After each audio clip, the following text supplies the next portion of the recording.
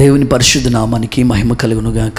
ఈ ఆదివారం ఆరాధనలో ఈ విధంగా లైవ్ కార్యక్రమాలు యూట్యూబ్ ద్వారా దేవుని వాక్యం వింటున్న మీ అందరికీ ప్రత్యేకంగా వందనాలు తెలియపరుస్తున్నాను. ఈరోజు దేవుని సందులో మనం అందరం స్తుతించి ఆరాధించుకునే సమయం కనుక కళ్ళు మూసుకుని మీరున్న స్థలాల్లో ఆకాశమందున దేవుని తట్టు చేతులెత్తి మనసారా ప్రభువుని ఆరాధన చేసుకుందాం. ప్రభువుని గణపరుచుకునే సమయం కనుక ప్రభు అంటారు, నన్ను గణపరచువాని నేను గణపరుస్తానని ప్రభు చెప్పి ఉన్నాడు. దేవుడు ఆత్మ గనుక ఆయన్ని ఆరాధించేవాళ్ళు ఆత్మతో సత్యముతో ఆరాధించాలని ప్రభు కోరుకుంటున్నాడు. ప్రభువా, నిన్ను ఆరాధించే భాగ్యం నాకు ఇచ్చినందుకు స్తోత్రమయ్యా, నిన్ను పూజించి ఆరాధించుకునే భాగ్యం ఇచ్చినందుకు స్తోత్రమయ్యా అని చేతులెత్తి మనసారా కండ్లు మూసుకుని ప్రభువుని గణపరుద్దాం. హల్లెలూయా, హల్లెలూయా. యేసయ్యా నీకు స్తోత్రమయ్యా, నీకు వందనాలయ్యా, స్తోత్రమయ్యా, హల్లెలూయా.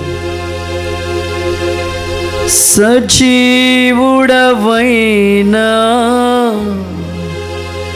యేసయ్యా, నిన్నాశ్రయించిన నీ వారికి సహాయుడవై తృప్తి పరచితివే. సముద్రమంతా సమృద్ధితో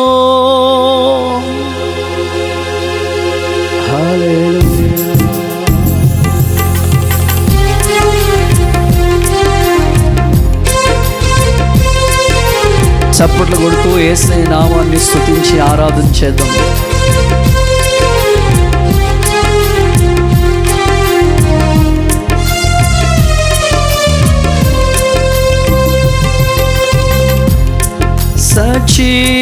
సజీవుడవైనా యేసయ్యా, నిన్నాశ్రయించిన నీ వారికి సహాయుడవై తృప్తి పరచితివే. సముద్రమంతా సమృద్ధితో సజీవుడవైనా యేసయ్యా, నిన్నాశ్రయించిన నీ వారికి సహాయుడవై తృప్తి పరచితివే. సముద్రమంతా సమృద్ధితో ఆనందించెద నీలో అనుదినము కృప పొంది ఆరాధించెద నిన్నే ఆనందధ్వనులతో. ఆనందించెద నీలో అనుదినము కృప పొంది ఆరాధించెద నిన్నే ఆనందధ్వనులతో. సజీవుడవైనా యేసయ్యా. చప్పట్లు కొడుతూ ఆత్మతో సత్యముతో ఆరాధిస్తూ ప్రభునామాన్ని గణపరచుదాం.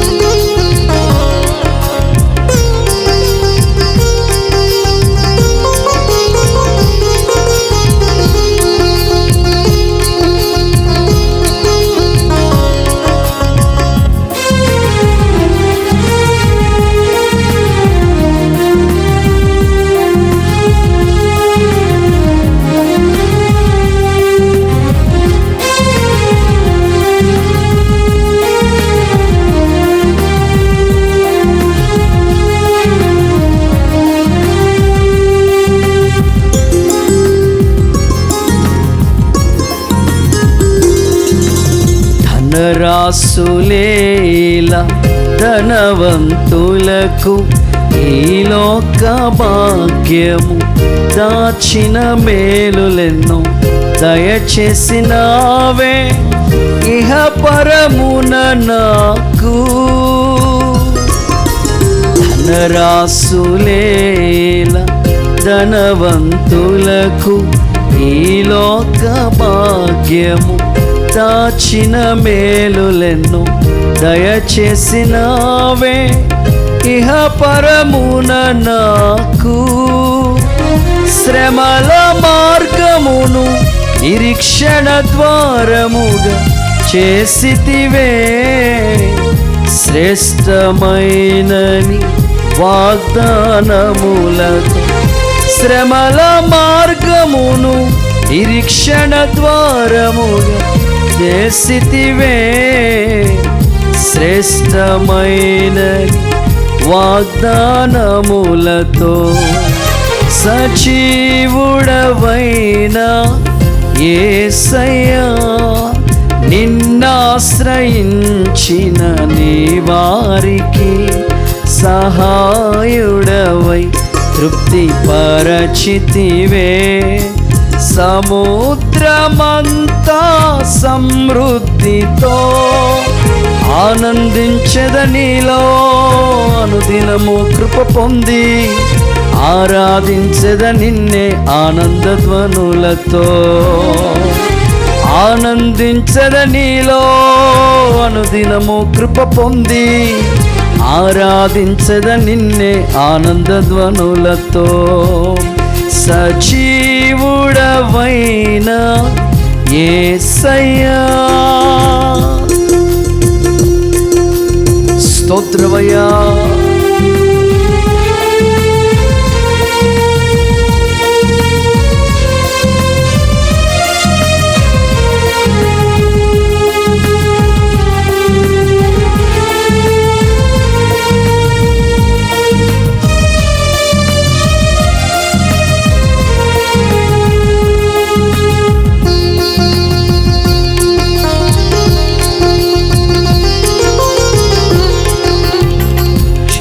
క్షేమమునొందుటై సర్వజనులకు ప్రయాసగా మారే క్షేమాధారము నీవై దీర్ఘాయువుతో సంతృప్తి పరతువు నన్ను.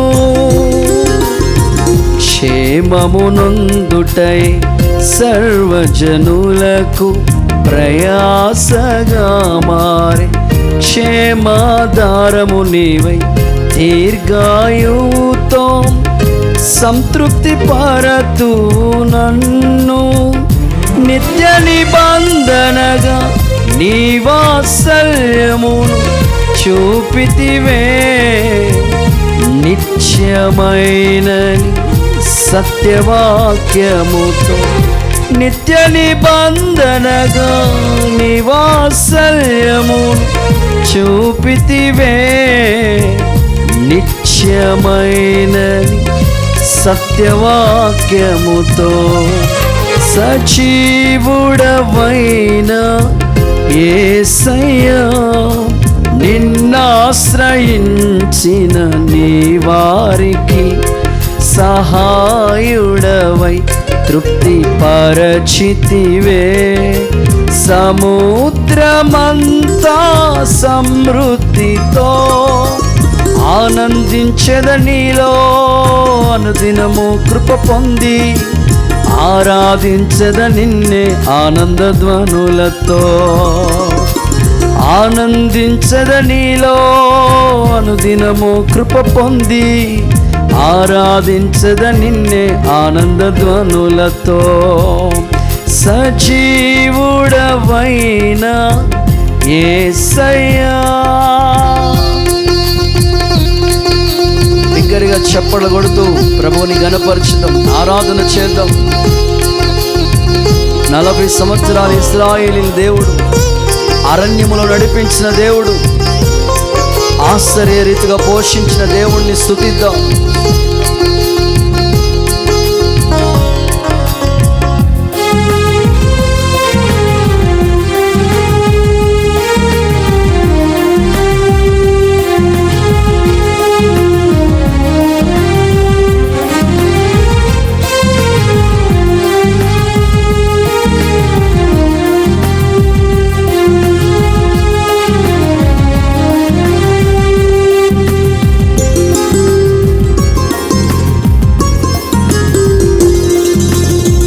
నలువది ఏండ్లు నీ స్వాస్థ్యమును మోసినది నీవే, నీ కృపా కాంతిలో నా చెవిడువాక నడిపించుచున్నది నీవే. 40 ఏండ్లు నీ స్వాస్థ్యమును మోసినది నీవే. నీ కృపా కాంతిలో నా చెవిడువాక నడిపించుచున్నది నీవే. పరమరాజ్యములో మహిమల పొందుటకు అనుగ్రహించితివే. పరిపూర్ణమైనని ఉపదేశమును పరమరాజ్యములో మహిమతో నింపుటకు అనుగ్రహించితివే. పరిపూర్ణమైన ఉపదేశమును సజీవుడవైనా యేసయ్యా, నిన్నాశ్రయించిన నీ వారికి సహాయుడవై తృప్తి పరచితివే. సముద్రమంతా సమృద్ధితో ఆనందించెద నీలో అనుదినము కృప పొంది ఆరాధించెద నిన్నే ఆనందధ్వనులతో. ఆనందించెద నీలో అనుదినము కృప పొంది ఆరాధించెద నిన్నే ఆనందధ్వనులతో. ఆనందించెద నీలో అనుదినము కృప పొంది ఆరాధించెద నిన్నే ఆనందధ్వనులతో. ఆనందించెద నీలో అనుదినము కృప పొంది ఆరాధించెద నిన్నే ఆనందధ్వనులతో. ఆనందించెద నీలో అనుదినము కృప పొంది ఆరాధించెద నిన్నే ఆనందధ్వనులతో. ఆరాధనా స్తుతి ఆరాధనా ఆరాధనా స్తుతి ఆరాధనా ఆరాధనా స్తుతి ఆరాధనా ఆరాధనా స్తుతి ఆరాధనా. నీవే కదా నా ఆరాధనా, నీవే కదా నా ఆరాధనా. ఆరాధనా స్తుతి ఆరాధనా ఆరాధనా స్తుతి ఆరాధనా ఆరాధనా స్తుతి ఆరాధనా. ఆనందించెద నీలో అనుదినము కృప పొంది ఆరాధించెద నిన్నే ఆనందధ్వనులతో. ఆనందించెద నీలో అనుదినము కృప పొంది ఆరాధించెద నిన్నే ఆనందధ్వనులతో. సజీవుడవైన యేసయ్యా, నిన్నాశ్రయించిన నీ వారికి సహాయుడవై తృప్తి పరచితివే. సముద్రమంతా సమృద్ధితో ఆనందించద నీలో అనుదినము కృప పొంది ఆరాధించద నిన్నే ఆనందధ్వనులతో. ఆనందించద నీలో దేవుళ్ళో ఆనందము, ఆయనలో పరవశించినట్లు, ఆయనలో ఆరాధన, ఆయనలో అభిషేకము, ఆయనలో కృప, ఆత్మదేవుని శక్తి ఒక్కొక్కరిని తాకుతూ ఉన్నది. పరిశుద్ధాత్మ పూర్ణులై ఆత్మవాక్శక్తిని అనుగ్రహించిన కొలది అన్య భాషలతో స్తుతించుచు ఆర్భాటముతో ప్రభునామమును గణపరచుచు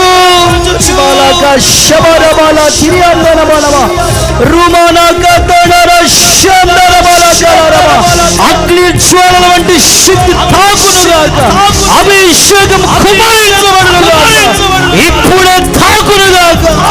నా తండ్రి, అందరినీ ఆత్మపూర్ణులుగా చేయండి, పరిశుద్ధాత్మతో నింపండి నాయన. నీలో ఆనందమున్నది, నీవే మాకు ఆధారమని నిన్నే స్తుతించి ఆరాధించే భాగ్యమును ఒక్కొక్కరికి దయచేయండి. ఇప్పుడే తాకండి నా తండ్రి.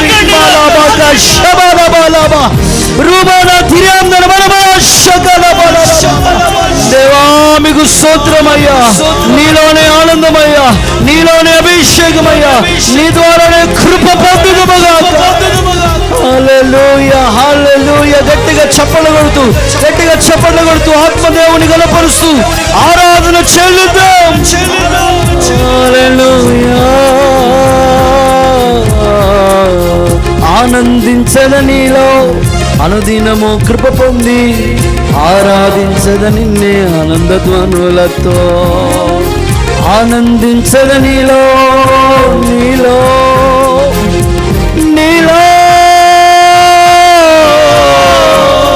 ఆనందమే. సజీవుడా, సమర్థుడా, సర్వ సమృద్ధినిచ్చు దేవుడా,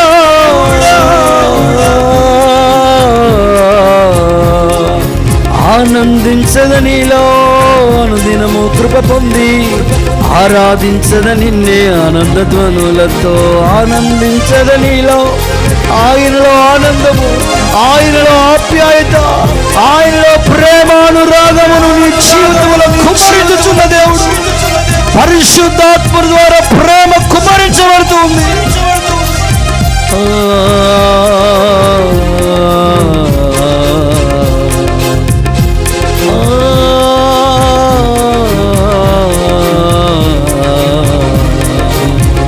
హల్లెలూయా, హల్లెలూయా, హల్లెలూయా. పరమరాజ్యములో మహిమతో నింపుటకు అనుగ్రహించితివే పరిపూర్ణమైనని ఉపదేశమును.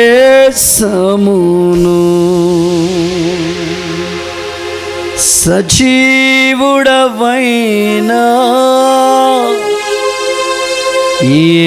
యేసయ్యా. ఆకాశం తట్టు రెండు చేతులు చాపి నిన్నాశ్రయించిన నీ వారికి సహాయుడవై తృప్తి పరచితివే. సముద్రమంతా సమృద్ధితో ఆనందించద నీలో అనుదినము కృప పొంది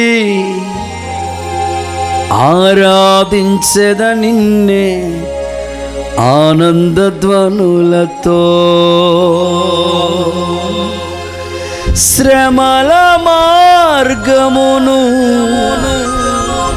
నిరీక్షణ ద్వారముగా చేసితివే. శ్రేష్టమైనని వాగ్దానములతో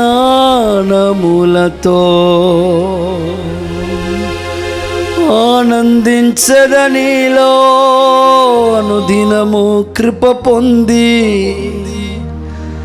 ఆరాధించద నిన్నే ఆనందధ్వనులతో. హల్లెలూయా, హల్లెలూయా, హల్లెలూయా. నీ కొరకు దేవుడు శ్రమల మార్గమును నిరీక్షణ ద్వారంగా చేయబోతూ ఉన్నాడు.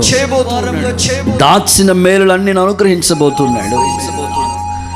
నిరీక్షణతో ఎదురు చూస్తూ ఆయన ఆశ్రయించే వాళ్ళకి సమృద్ధిగా సముద్రమంత సమృద్ధిని కలుగు చేసే ఆయన వైపు చూస్తూ ఎదురు చూద్దాం. తల్ల వంచండి, కళ్ళు మూసుకోండి. ప్రభు తన వాక్యం ద్వారా మనతో మాట్లాడినట్లుగా విశేషమైన కృపనిచ్చి ప్రభు మనతో మాట్లాడినట్లుగా ప్రార్థన చేసుకుందాం. మహాపరిశుద్ధుడైన మా తండ్రి, మీ పరిశుద్ధమైన నామానికి స్తోత్రాలు ప్రభువా. ఇంతవరకు మీరు కృప చూపించి నాయన మీ దయగల రెక్కల చాటున మమ్మల్ని కాపాడుతూ వచ్చినారు ప్రభువా. మీకు స్తోత్రములు స్తోత్రములు స్తోత్రములు ప్రభువా. ఈ రీతిగా నాయన ప్రభువా నిన్ను ఆరాధించుకునే భాగ్యం మాకు ఇచ్చినందుకు స్తోత్రం అయా. సజీవుల లెక్కలు మమ్మల్ని ఉంచినందుకు స్తోత్రం ప్రభువా. అయా నీ వాక్యం వినుటకు మమ్మల్ని సిద్ధపరిచినందుకు స్తోత్రాలు చెల్లిస్తున్నాం నాయన. అయా ఈ యొక్క విలువైన సమయంలో అయా నీ శ్రేష్టమైన వాక్కు ద్వారా అయా మమ్మల్ని బలపరిచి తృప్తిపరచమని అడుగుతున్నాం అయా. మా ఆత్మీయ జీవితాలకు ప్రభువా ఆత్మ సంబంధమైన ఆహారాన్ని మీరు వడ్డించమని అడుగుతున్నాం అయా. మీ సేవకుల్ని బలపరిచి అభిషేకించి అయా మీ సేవకుని ముఖాంతరంలోంచి మాతో స్పష్టముగా మాట్లాడమని అడుగుతున్నాం ప్రభువా. అయా ఏ వాక్కు నిష్ఫలం కాకుండా ప్రభువా అయా గడిచిన వారంలో ఏ విషయాల్లో మీకు విరోధంగా ప్రవర్తించామో, ఏ విషయాల్లో ప్రభువా మీకు విరోధంగా తప్పిపోయి ఉన్నామో అయా నీ వాక్యము ద్వారా మమ్మల్ని సరిచేసి ప్రభువా అయా నీ రాకల్లో ఏ మాత్రం ప్రభువా ఏ లోపం లేని వారిగా మమ్మల్ని సరిచేయమని ప్రార్థిస్తున్నాం. మా ఆత్మీయ జీవితాలను ప్రభు సరిదిద్దమని వేడుకుంటున్నాం ప్రభువా. అయ్యా యేసయ్యానికి స్తోత్రం అయ్యా. పరిశుద్ధమైన వధువు సంఘంగా మమ్మల్ని మార్చి నాయన నీ రాకులు ఎత్తబడ్డకు కృప దయచేయండి నాయన. మీ సేవకులను బలపరిచి వాడుకోండి ప్రభువా. ఈ వాక్యాన్ని విరిచిన ప్రతి ఒక్కరికి కూడా ఈ వాక్కు ద్వారా ఘనమైన ఆశీర్వాదాలు ప్రభువా కుమ్మరించబడుటకు సహాయం చేయండి. మీరే మహిమనందమని యేసు పరిశుద్ధంలో అడిగి వేడుకుంటున్నాం తండ్రి. ఆమేన్ ఆమేన్. మన ప్రభువును రక్షకుడైన యేసుక్రీస్తు పరిశుద్ధ నామంలో ఈ ఆదివారం ఆరాధనలో వీక్షిస్తున్న మీ అందరికీ నా హృదయపూర్వక వందనాలు తెలియజేస్తున్నాను. మీరందరూ క్షేమంగా ఉండాలని ప్రతిరోజు మానకుండగా మీ కొరకు ప్రభు సన్నిధిలో ప్రార్థన చేస్తూ ఉన్నాము.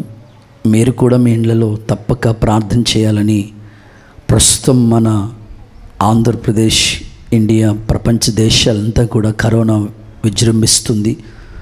తూర్పుగోదావరి జిల్లాలో కూడా ఎక్కువ పాజిటివ్ కేసులు ఉంటున్నాయి.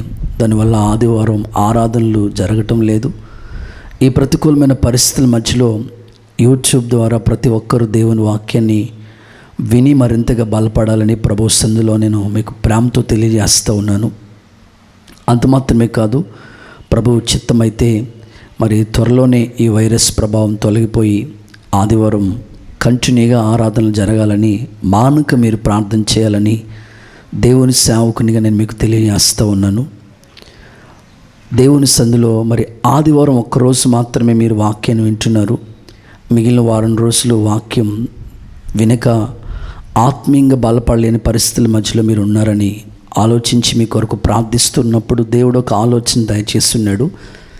జూమ్ యాప్లో ప్రతిరోజు మీకు దేవుని వాక్యం అందించాలని ఆశపడుతున్నాం. ఇప్పటికే వాట్సాప్ ద్వారా మీకు వాక్యం అందుతుంది. అయితే జూమ్ యాప్లో మీరు ఖచ్చితంగా డౌన్లోడ్ చేసుకోండి. ప్రతి వారి యొక్క మొబైల్లో Zoom app ZOOM Zoom app అది మీరు డౌన్లోడ్ చేసుకుంటే మీకు వాట్సాప్లో లింక్ పంపిస్తాం. ప్రతిరోజు ఉదయం 11 గంటల నుంచి 12 గంటల వరకు. కనుక ఈ సమయాన్ని మీరు గుర్తుపెట్టుకుని సోమవారం నుంచి శుక్రవారం వరకు ఈ 5 రోజులు కంటిన్యూగా జూమ్ యాప్లో మీకు దేవుని వాక్యాన్ని తెలియపరుస్తామని ప్రభు సన్నిధిలో మీకు ప్రేమతో తెలియజేస్తూ ఉన్నాం. తెలియని వాళ్ళకి, మన విశ్వాసులకి తెలియచెప్పండి. జూమ్ యాప్లో మీరు వాక్యం వినేటప్పుడు ఖచ్చితంగా మీరు ప్రార్థనకి వచ్చేటప్పుడు ఎలా సిద్ధపడి ఉంటారో అలాగే మీరు మీ ఇంట్లో సిద్ధపడి ఉండాలి. ఎవరు సివిల్ డ్రెస్లో మీరు ఉండకండి. ఎందుకంటే దేవుని వాక్యం నేను మీకు కనిపిస్తాను, మీరు నాకు కనిపిస్తారు. కనుక మిమ్మల్ని కూడా అనేకులు చూస్తూ ఉంటారు. కనుక ఈ విషయాన్ని మీరు గమనించి ప్రతి ఒక్కరూ ఆత్మీయులు, విశ్వాసులు అందరూ కూడా ఇంకా ఈ లైవ్లో ఎవరైతే ఈ వాక్యాన్ని వింటున్నారో ప్రతిరోజు ఉదయకాలం 11 గంటల నుంచి 12 గంటల వరకు జూమ్ యాప్లో జరుగు మన షమ్మా కార్యక్రమాల్లో మీరు పాలుపంపులు పొందాలని ప్రభు సేవకునిగా నేను ఆశపడుతున్నాను. ఎందుకంటే ఏదైనా పనులుంటే ఉదయకాలం ఎర్లీ మార్నింగ్ 7 నుంచి 10 లోపల మీరు కూరగాయలకి వెళ్ళాలని, ఎక్కడికి వెళ్ళాలని చూసుకుని వస్తారు. కనుక 11 గంటల నుంచి 12 గంటల వరకు 1 అవర్ ఆ ప్రేయర్ ఎవరు మిస్ అవ్వకూడదని ప్రభు సేవకుడిగా నేను మీకు తెలియజేస్తున్నాను. సాయంకాలం యథావిధిగా మీరు మీ కుటుంబ ఆరాధన చేసుకుంటారు.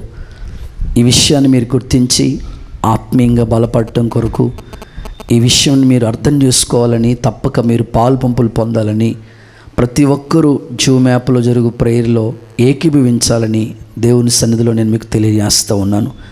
పరిశుద్ధ గ్రంథమైన బైబిల్ నుంచి దేవుని వాక్యాన్ని మీకు చెప్పాలని ఆశపడుతున్నాను.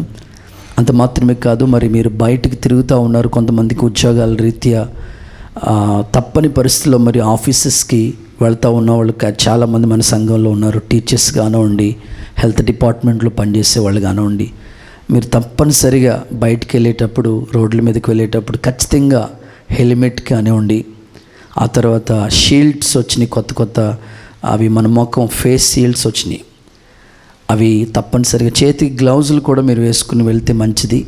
మిమ్మల్ని ఎవరో వింతగా చూడరు. ఎందుకంటే దేశం మనకొక్కరికి సమస్య కాదు, ఇది ప్రపంచానికి పెద్ద సమస్యగా ఉంది. కనుక తప్పనిసరిగా మీరు బయటకు తప్పని పరిస్థితులు వెళ్తే ఈ పద్ధతులు మీరు పాటించి వెళ్ళండి. ఎందుకంటే మీ క్షేమాన్ని మేము కోరుకుంటున్నాం.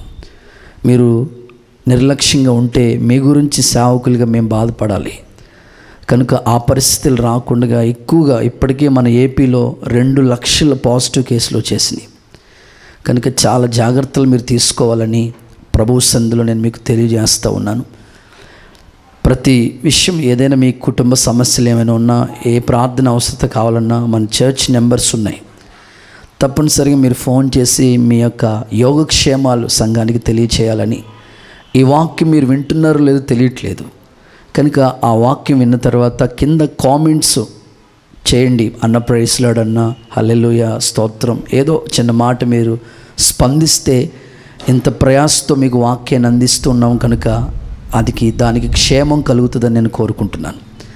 కనుక ఈ కార్యక్రమాలన్నీ ప్రభు ఆశీర్వాదకరంగా జరిగించినట్లు 2 చేతులు ఆకాశం తట్టు చాపి బిగ్గరగా ప్రభుకి స్తోత్రాలు చెల్లిద్దాం. స్తోత్రం, స్తోత్రం, స్తోత్రం. రైట్, దేవుని వాక్యం చదువుకుందాం. పరిశుద్ధ గ్రంథమైన బైబిల్లో నుండి ఈరోజు మన వాక్య ధ్యానాంశం కొరకు పరమగీతాల గ్రంథం 7వ అధ్యాయం 5వ వచన భాగాన్ని చదువుకుందాం. నీ శిరస్సు కర్మేలు పర్వత రూపము. చదవబడిన వాక్య భాగంలో ఈరోజు ఒక ప్రత్యేకమైన సందేశాన్ని పరిశుద్ధాత్ముడు మనకు అందించడానికి ఇష్టపడుతున్నాడు.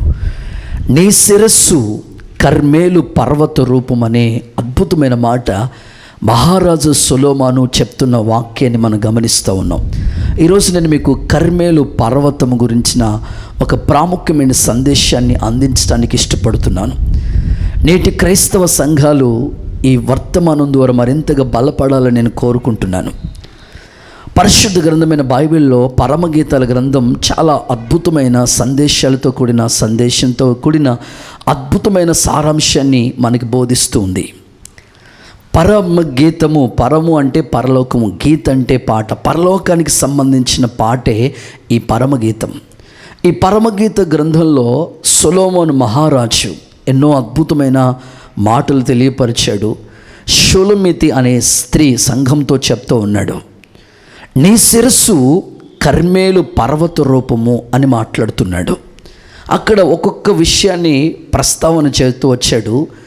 రాజకుమారి పుత్రిక, నీ పాద రక్షణలతో నువ్వెంత అందంగా నడుస్తున్నావని ఆమె నడకను గురించి ప్రారంభంలో చెప్పాడు.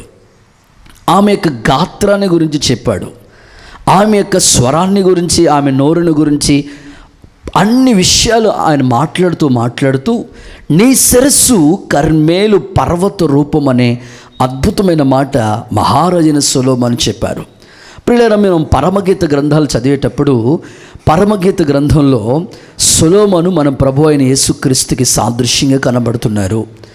షూలమితి అనే స్త్రీ వధువు సంఘానికి పోల్చబడి ఉంది. ఇప్పుడు సంఘం యొక్క స్థితిగతులు, పరిస్థితులు ఎలా ఉండాలంటే కర్మేలు పర్వతానికి ఉన్న అనుభవాలు సంఘానికి ఉండాలి.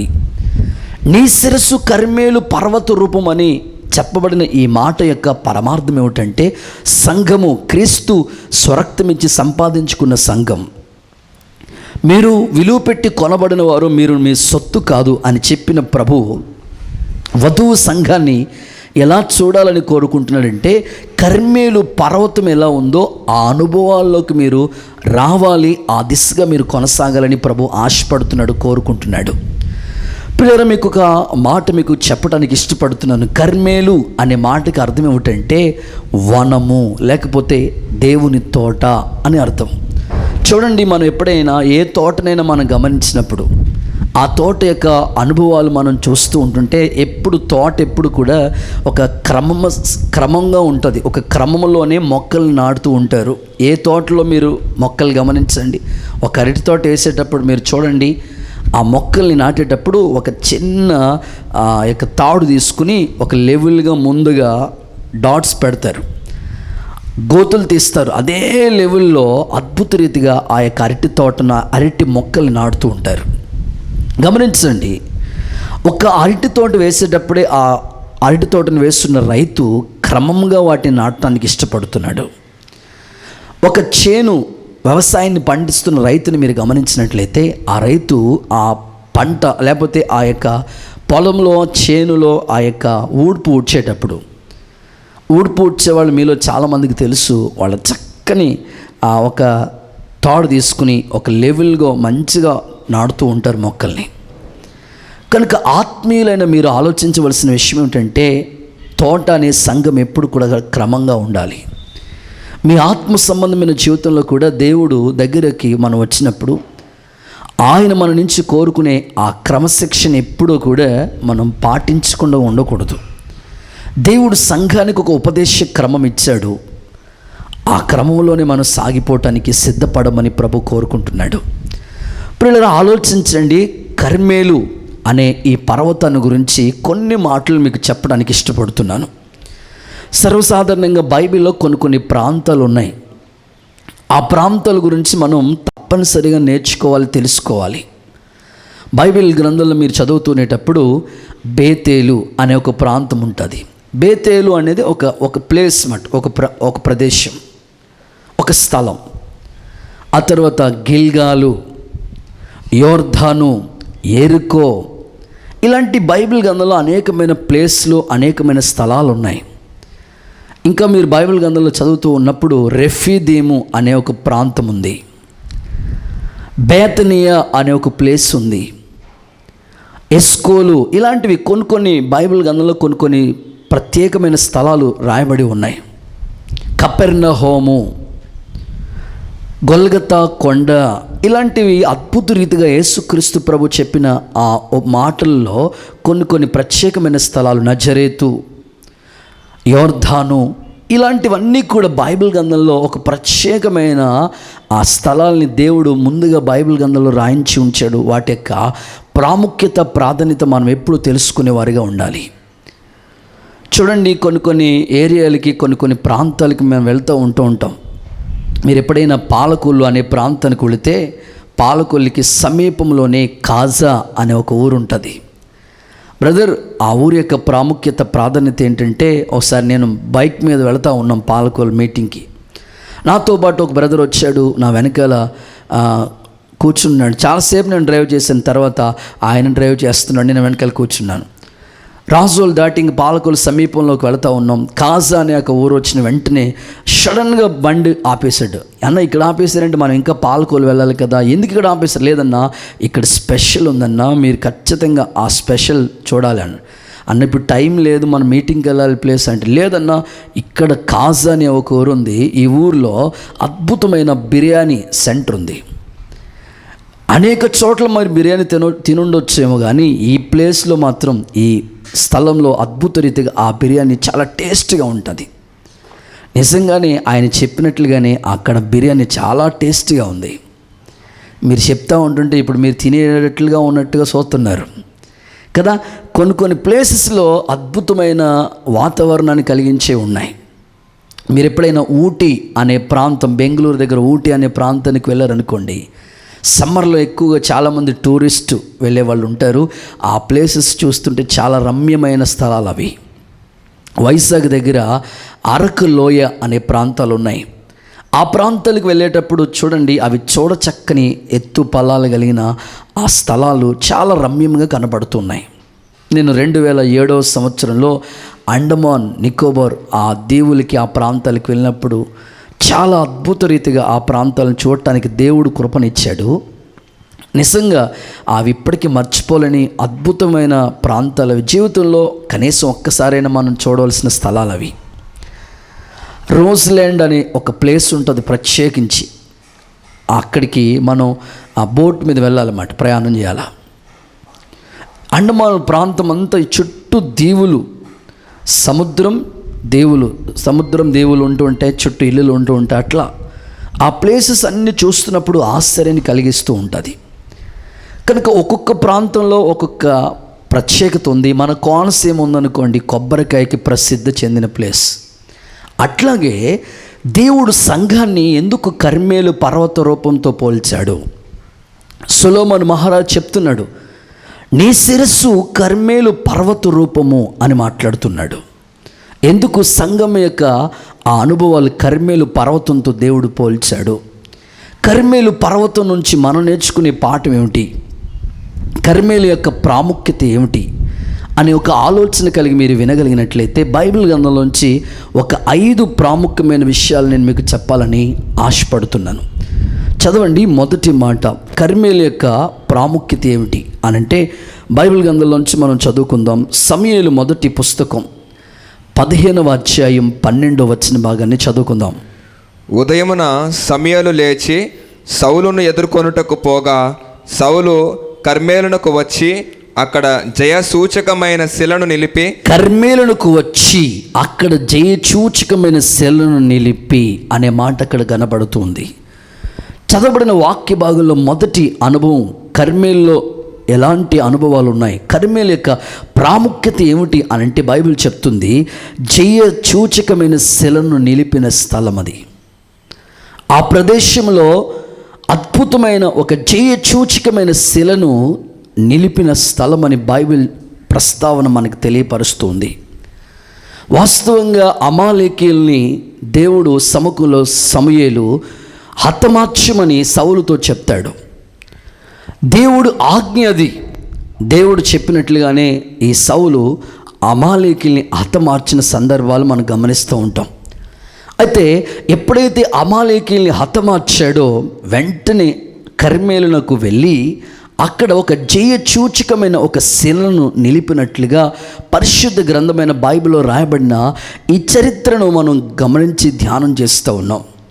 ప్రియులారా, మన వ్యక్తిగత జీవితంలో కూడా ఎప్పుడూ కూడా అపజయాల మధ్యలో మనం ఉండకూడదు. ఒక జయసూచకమైన శిల ఎలాగైతే ఆ స్థలంలో నిలబెట్టాడో మన వ్యక్తిగత జీవితంలో కూడా బైబిల్ గ్రంథంలో చెప్పబడిన మాట ప్రకారం మన ప్రభువు అయిన యేసుక్రీస్తు మూలముగా మనకి జయం అనుగ్రహిస్తున్న దేవునికి స్తుతి కలుగునుగాక. జయ జీవితము కలిగి మనం జీవించగలిగితే నిజంగా నువ్వు కర్మేలు పర్వతం లాంటి అనుభవాన్ని నీ జీవితంలో కేంద్రీకరించుకుంటావు. ఆ అనుభవం కలిగి నీవు కూడా జీవించడానికి అవకాశం ఉంది.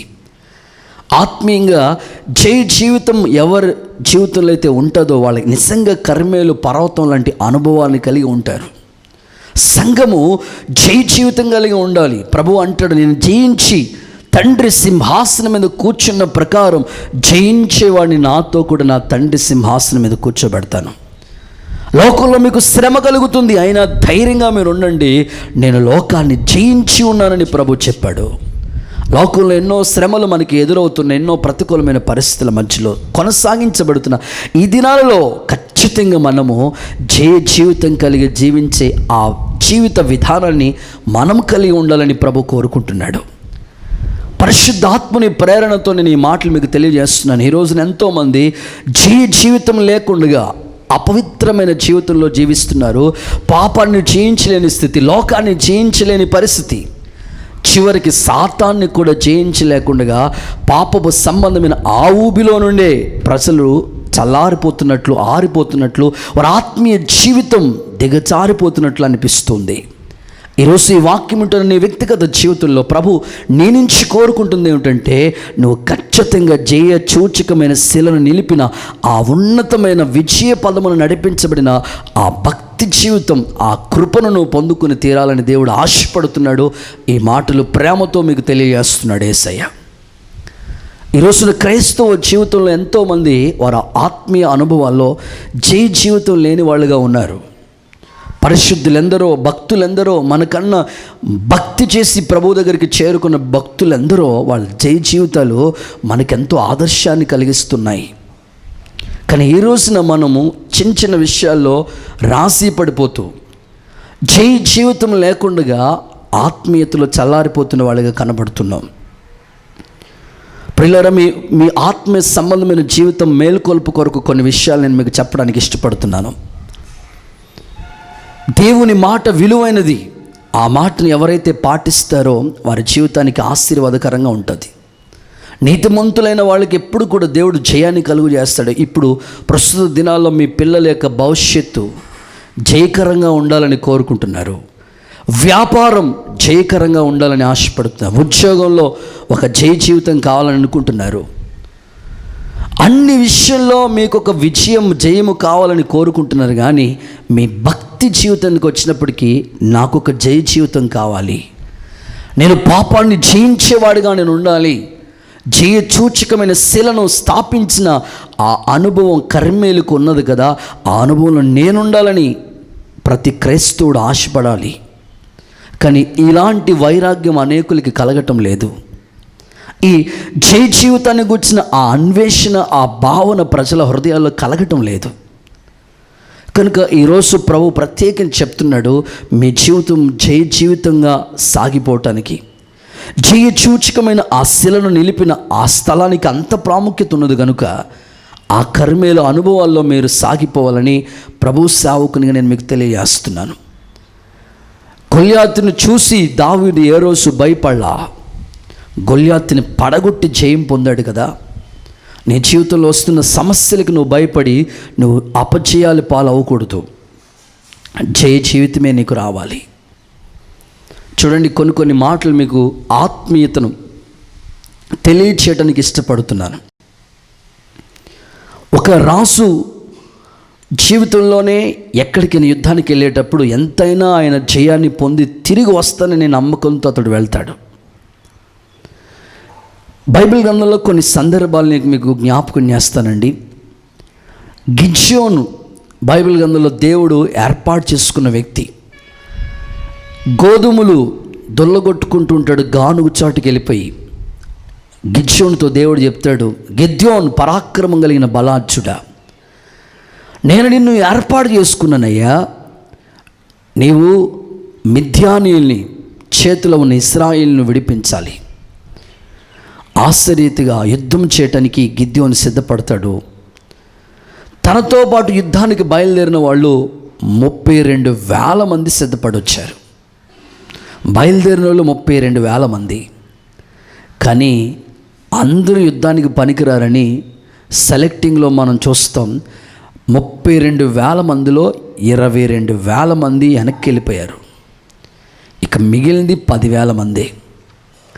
ఈ 10,000 మందిలో మళ్ళీ వీళ్ళు కూడా కరెక్ట్ కాదు, వీళ్ళు కూడా సెలెక్ట్ చేయాలి అని మరలా వాళ్ళకి పోటీ పెడతాడు.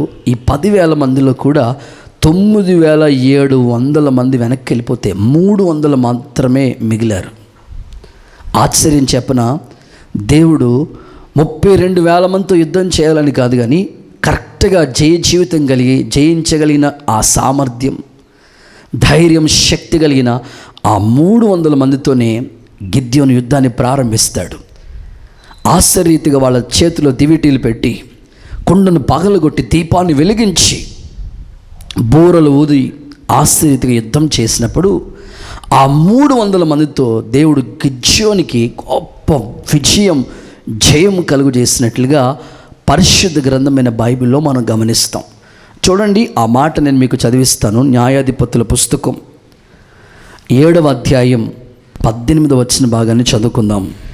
నేనును నాతోనున్న వారందరూ బోరలను ఊదినప్పుడు మీరును దండుపాలమంతటి చుట్టూ బోరలు ఊదుచు యెహోవాకును గిద్యోనుకును విజయమని కేకలు గిద్యోనుకు విజయమని కేకలు వేయండి అనే మాట అక్కడ గమనిస్తూ ఉన్నాం. ప్రియులారా, మన జీవితంలో ఆ రోజు సౌలు అమాలేకీల్ని చంపినట్లు మన జీవితంలో శరీర కార్యాలు పూర్తిగా పాతి పెట్టబడి గిద్యోనికి జయం ఇచ్చినట్లుగానే మన జీవితంలోని గొప్ప జయాన్ని మనం పొందుకున్న వారుగా, ఈ జయ జీవితాన్ని కలిగి జీవించిన వారుగా మనం ఉండాలి. మీరు డస్ట్బిన్ మీరు చూడండి, డస్ట్బిన్ మీద ఒకసారి నేను చూసాను, ఒక కొటేషన్ రాయబడింది.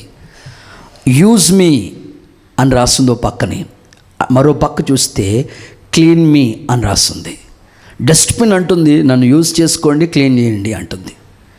మీ ఆత్మ సంబంధమైన జీవితంలో కూడా అపవిత్రత, అమాలేకులు ఎక్కడ కనబడకూడదు, శరీర ఆశలు ఎక్కడ కనబడకుండా ఒక సరైన జయ జీవితం కలిగిన వారిగా మనం ఉండాలి. ఈ మధ్యకాలంలో కూడా, ఈ కరోనాలో కూడా చాలామంది పెళ్ళిళ్ళు చేసేసుకుంటున్నారు. ఏం చేస్తాం, మనం ఏం అర్థం కాని పరిస్థితుల మధ్యలో ఉన్నాం. ఒక పెళ్లి సంబంధం కోసం వెళ్ళారంట, పెళ్లి కూతురుని చూడటానికి వెళ్ళారంట, చూశారంట. పెళ్లి కూతురు ఇంటి వాళ్ళు అడుగుతున్నారంట పెళ్లి కొడుకు వాళ్ళ నాన్నని, ఏమండి మీ అబ్బాయికి ఏమైనా అలవాట్లు, అదే చెడ్డ అలవాట్లు ఏమైనా ఉన్నాయా అని. మా అబ్బాయికి అస్సలు ఏ అలవాట్లు లేవండి, మా అబ్బాయి చాలా సూపర్ అండి, నెంబర్ 1 అండి, అసలు మా అబ్బాయిని మించిన పెళ్లి కొడుకు ప్రపంచంలో మీకు ఎక్కడ ఎంత వెతికినా, భూతద్దంలో వెతికినా కూడా దొరకడండి అని మాట్లాడుతూ మా అబ్బాయి అన్నీ పర్ఫెక్ట్గా ఉంటాడు కానండి. ఏంటి మరి కానీ అప్పుడప్పుడు, అదే అప్పుడప్పుడు అంటే అదే అప్పుడప్పుడు ఏం చేస్తాడు మీ అబ్బాయి, అప్పుడప్పుడు తమలపాకులు నములుతూ ఉంటాడండి. అవునా, తమలపాకులు నవ్వుతుంటాడు. ఎప్పుడు తమలపాకులు నవ్వుతుంటాడు? అదండి అప్పుడెప్పుడైనా కిల్లి వేసుకున్నప్పుడు. అవునా, కిల్లి ఎప్పుడు వేసుకుంటాడు? ఎప్పుడైనా ఫ్రెండ్స్తో సిగరెట్ తాగినప్పుడు. అవునా, సిగరెట్ ఎప్పుడు తాగుతాడు? ఎప్పుడైనా ఫ్రెండ్స్తో సినిమాకి వెళ్ళినప్పుడు. సినిమాకి ఎప్పుడు వెళ్తాడు? ఎప్పుడైనా బ్రాందీ తాగినప్పుడు. గానీ గానీ గానీ అంటున్నారు వాళ్ళు. గానిలోనే ఉంది పెద్ద గోని. వాళ్ళ జీవితంలో ఏదో ఒక లోపం కనబడది. ఆ పిల్లవాడు, ఆ పెళ్ళి కొడుకు గాని గాని అని అలాగా డాట్స్ పెట్టుకుంటూ వచ్చేసాడు. ఈరోజు కూడా చాలామంది మేము వాటిని జయిస్తున్నాం కానివ్వండి పాస్టర్ గారు, మరి అప్పుడప్పుడు తప్పదు కదండి అని చిన్న చిన్న విషయాల్లో లోబడిపోతూ జయించలేని ఆ స్థితిని మీరు ఉంటున్నారు. కర్మేలు అనుభవం మీకు చెప్తుంది, నీ శిరస్సు కర్మేలు పర్వత రూపంలో మారాలంటే నీలో ఒక జయించిన అనుభవం నీకు కనబడాలి. జీవితం నీలో కావాలని ప్రభు ఆశపడుతున్నాడు. ఈ అనుభవాలు ఖచ్చితంగా సంఘానికి అవసరమై ఉన్నది. ప్రభు ఆ దిశగా మిమ్మల్ని నడిపించాలని నేను కోరుకుంటున్నాను. నేను ఇంకా బైబిల్ గ్రంథం చదువుతూ ఉన్నానండి. చదువుతూ ఉన్నప్పుడు బైబిల్ గ్రంథంలో దేవుడు వారిని నడిపించిన విధానం, వారు ఎలాగ జీవితం కలిగి జీవించారో, వారు సూచకమైన శిలను నిర్మించటం, ఆ ఉన్నతమైన ఆ అనుభవాన్ని మనకి నేర్పిస్తుంది. యెహోషాపాతు అనే రాజు ఉన్నాడు బైబిల్ గ్రంథంలో. ఈ రాజు మీదకి ఒక్కరు కాదు, ఇద్దరు కాదు, ఏకంగా 4 రాజులు దండెత్తి ఒకేసారి వచ్చారు. మోయాబీలు, అమ్మోనీయులు, షేయారు మన్యవాసులు, వీళ్ళందరూ కూడా సముద్రం అవతల నుంచి సిరియనులు వచ్చి యుద్ధానికి వస్తే యెహోషాపాతు మనస్సు నిలుపుకుని దేవుని దగ్గర విచారణ చేయటానికి ప్రారంభించి యూదా ప్రజలందరికీ చాటింపు వేయించాడట. నీవే మాకు దిక్కని ప్రభువుని వేడుకున్నాడట. ఆశ్చర్యం ఏమిటంటే వీళ్ళతో యుద్ధం చేయటానికి వచ్చిన 4 రాజులు వచ్చిన వాళ్ళకి దేవుడు వీళ్ళు పాడుతూ స్తుతించడం మొదలు పెడితే మాటుగాండ్రలు పెట్టాడు దేవుడు. మాటుగాండ్రలు పెడితే వచ్చిన వాళ్ళు వాళ్ళకు వాళ్ళే పొడుచుకుని చచ్చిపోయారు. ఆశ్చర్యం, వాళ్ళకి దేవుడు ఇచ్చిన గొప్ప విజయం ఏంటో తెలుసా? బైబిల్ గ్రంథంలో నేను మీకు ఆ వాక్యం చదివిస్తాను. దినవృత్తాంతాల 2వ పుస్తకం 20వ అధ్యాయం 27వ వాక్యాన్ని మీరు ఒకసారి చదవండి. ఇలాగున యెహోవా వారి శత్రువుల మీద వారికి జయము అనుగ్రహించి వారిని సంతోషపరిచెను అనే మాటను మనం గమనిస్తూ ఉన్నాం. శత్రువుల మీద దేవుడు వాళ్ళకి జయం ఇచ్చి వాళ్ళని సంతోషంతో నింపాడండి. ఈరోజు నీ వ్యక్తిగత జీవితంలో కూడా, నువ్వు చేసిన భక్తి జీవితంలో కూడా ఒక జయం నువ్వు సంపాదించాలి. జయాన్ని పొందిన వాడిగా నువ్వు మారాలి. యెహోషాపాతుకి బలం లేదు, శక్తి లేదు. తనతో ఉన్న సైన్యాన్ని చూస్తున్న కన్నా తన ఎదుట ఉన్న సైన్యానికి బలం ఎక్కువగా ఉంది. కానీ నా దేవుడు బలవంతుడు, నాకు జయం ఇచ్చేవాడు నాతో ఉన్నాడు. ఆశ్చర్యం, యెహోషాపాతు 4 రాజులతో జయాన్ని పొందుకోవటం, యుద్ధం చేయటం, దేవుడు ఈ అద్భుతమైన విజయాన్ని అతనికి దయచేయటం, సంతోషాన్ని తనకి కలుగు చేయటాన్ని బట్టి దేవుడిని నేను ఎంతగానో స్తుతిస్తూ ఉన్నానండి. మీ వ్యక్తిగత జీవితంలో ప్రస్తుతం అపజయాల పాలైపోయామండి, మాకు జయం లేదు అని ఒకవేళ మీరు కలవరపడుతూ ఉంటే ఒక అద్భుతమైన సాక్ష్యాన్ని నేను మీకు చెప్పాలని ఆశపడుతున్నానండి. మన జీవితంలో ఎంతోమంది జీవిత చరిత్రలు, వాళ్ళ సాక్ష్యాలు వింటున్నప్పుడు మన జీవితం ఎంతో ఆ సాక్షి విన్న తర్వాత ప్రభావితం అవుతాం. ఆ సాక్ష్యం ద్వారా మన జీవితం మరింతగా మెరుగుపరచబడుతుంది. కనుక ఎంతోమంది జీవిత చరిత్రలు మీకు ఆదర్శంగా ఉంటాయని మరొకసారి నేను మీకు గుర్తు చేస్తూ ఉన్నాను. ఒక సహోదరి ఉందండి. ఆ సహోదరి జీవితంలో ఎదురైన ఒక యథార్థ సంఘటన మీకు చెప్తానికి ఇష్టపడుతున్నాను. ఆమెకు 3వ సంవత్సరం వయసు వచ్చినప్పటికీ వాళ్ళ నాన్నగారు చనిపోయారు. 3 years అంటే ఆ వయసులో వాళ్ళ నాన్నగారు ఎలా ఉంటారో కూడా సరిగా గుర్తుపట్టలేని పరిస్థితి మాట. చిన్న వయసు, పెద్దగా తెలియని పరిస్థితి. 3 సంవత్సరాల వయసులోనే వాళ్ళ నాన్నగారు చనిపోయారు. ఎప్పుడైతే చనిపోయారో ఆ పరిస్థితుల మధ్యలో వాళ్ళమ్మ ఆ పాపని చాలా జాగ్రత్తగా, భద్రంగా పెంచడం జరిగింది. వారి కుటుంబ సభ్యులు చాలా కష్టపడుతూ ఆ కుటుంబాన్ని పోషించడం చేస్తున్నారు. ఈ పాప ఎదిగింది. ఒక వయసు వచ్చినప్పటికీ ఫుట్బాల్లో మంచిగా ఫుట్బాల్ ఆడుతూ ఉండేది, మంచిగా స్పోర్ట్స్లో పార్టిసిపేట్ చేస్తూ ఉండేది. ఆశ్చర్యరీతిగా ఆమె మంచి విజయ పదం నడిపించబడుతూ ఉండేది. ఒకరోజు ఆమె మంచిగా ఉన్నతమైన ఎగ్జామ్ రాయటానికి ఆశ్చర్యరీతిగా నిర్ణయం తీసుకుంది. ఆ ఎగ్జామ్ కానీ బయలుదేరదామని ట్రైన్ ఎక్కుతుంది. ఆమె ప్రాంతం ఉత్తరప్రదేశ్ ఆమెది. అయితే ఆమె CISF అనే ఒక పరీక్ష రాయటానికి వెళ్తూ ఉండటానికి సిద్ధమైంది. ఆమె ప్రయాణం లక్నో నుంచి ఢిల్లీకి వెళ్తూ ఉంది. ట్రైన్ ఎక్కిందండి. ఆ ట్రైన్లో ఈమె కూర్చుని ఉంది ఒంటరిగా. ఎలాగైనా సరే నేను ఎగ్జామ్ రాస్తాను, విజయాన్ని పొంది తిరిగి వస్తానని ఆశతో ఆమె ట్రైన్ ఎక్కిందండి. ట్రైన్ ఎక్కినప్పుడు కొంచెం దూరం ప్రయాణమే వెళ్ళింది. ట్రైను వెళ్ళిన తర్వాత అక్కడ కొంతమంది దొంగలు, ఒక 5 దొంగలు ఆ బోగిలోకి ఎక్కి ఆమె ఒంటి మీద ఉన్న బంగారాన్ని, ఆమె చేతిలో ఉన్న డబ్బుల్ని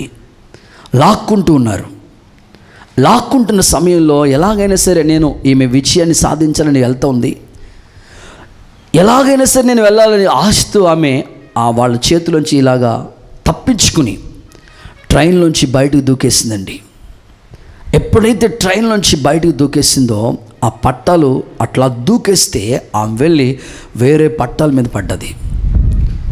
స్పృహ కోల్పోయింది, అట్లా పడిపోయింది. స్పృహ కోల్పోయిన పరిస్థితిలో ఉంటే ఆ పట్టాల నుంచి వెళుతున్న వేరే ట్రైను ఆమె కాలు ఎక్కించుకుని వెళ్ళిపోయింది. చాలా ప్రతికూలమైన పరిస్థితి. అదొక పల్లెటూరు, ఎవరు చూడలేదు. ఉదయకాలానికి చూస్తే ఎవరో ఆ ఇరుగు పొరుగు వాళ్ళు చూసి హాస్పిటల్కి తీసుకుని వెళ్ళారు. హాస్పిటల్లో అడ్మిట్ చేశారు. ఆమె స్పృహ వస్తున్నది. ఆ సమయంలో పేపర్లో న్యూస్ వచ్చేసింది. ఈమె ఒక సహోదరి ఇలా ట్రైన్ ఎక్కింది, ఆమెకి టికెట్ లేదు, టికెట్ లేకుండా ఎక్కింది, దిగిపోయింది. అందుకని భోగి ఎక్కింది కాబట్టి ఎవరో ఆఫీసర్స్ వస్తారు, టీసీ వస్తున్న సమయంలో దూకేసిందని లేనిపోని ప్రసారాలు అన్నీ కూడా ఆమె మీద ఆ యొక్క న్యూస్ పేపర్లో వచ్చేసినాయి. పక్కనేమో ఈ బాధ తట్టుకోలేకపోతుంది. హాస్పిటల్లో ఈ విషయం తల్లిదండ్రులు తెలిసింది. ఆ యొక్క తల్లి తెలిస్తే ఆ తల్లి జాగ్రత్తగా హాస్పిటల్ దగ్గరికి వెళ్తుంది. డాక్టర్లు చూసి ఆపరేషన్ కొరకు సిద్ధపరుస్తుంటే మొత్తెక్కుతామన్నా మొత్తెక్కకుండానే ఆమె చూస్తుండగానే ఆపరేషన్ చేయవలసిన పరిస్థితులు ఏర్పట్టబడ్డాయి. అలా ఆపరేషన్ చేస్తారు. ఆపరేషన్ చేసిన తర్వాత ఆమె కోలుకుంటుంది.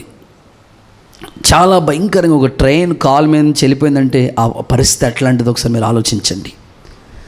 అలాంటి పరిస్థితుల మధ్యలో ఆమెకు అందరూ వచ్చి పలకరిస్తూ ఉన్నారు. అయ్యో, నువ్వు మంచి ఛాంపియన్ అవుతావు అనుకున్నాం, మంచి విజయాన్ని సాధిస్తావు అనుకున్నాం, జయం వస్తుంది అనుకున్నాం, నీకు ఎందుకు ఇట్లాగా అయిపోయిందని అట్లా మాట్లాడుతుంటుంటే ఆమెకి ఇంకా బాధ కలుగుతూ ఉండేది.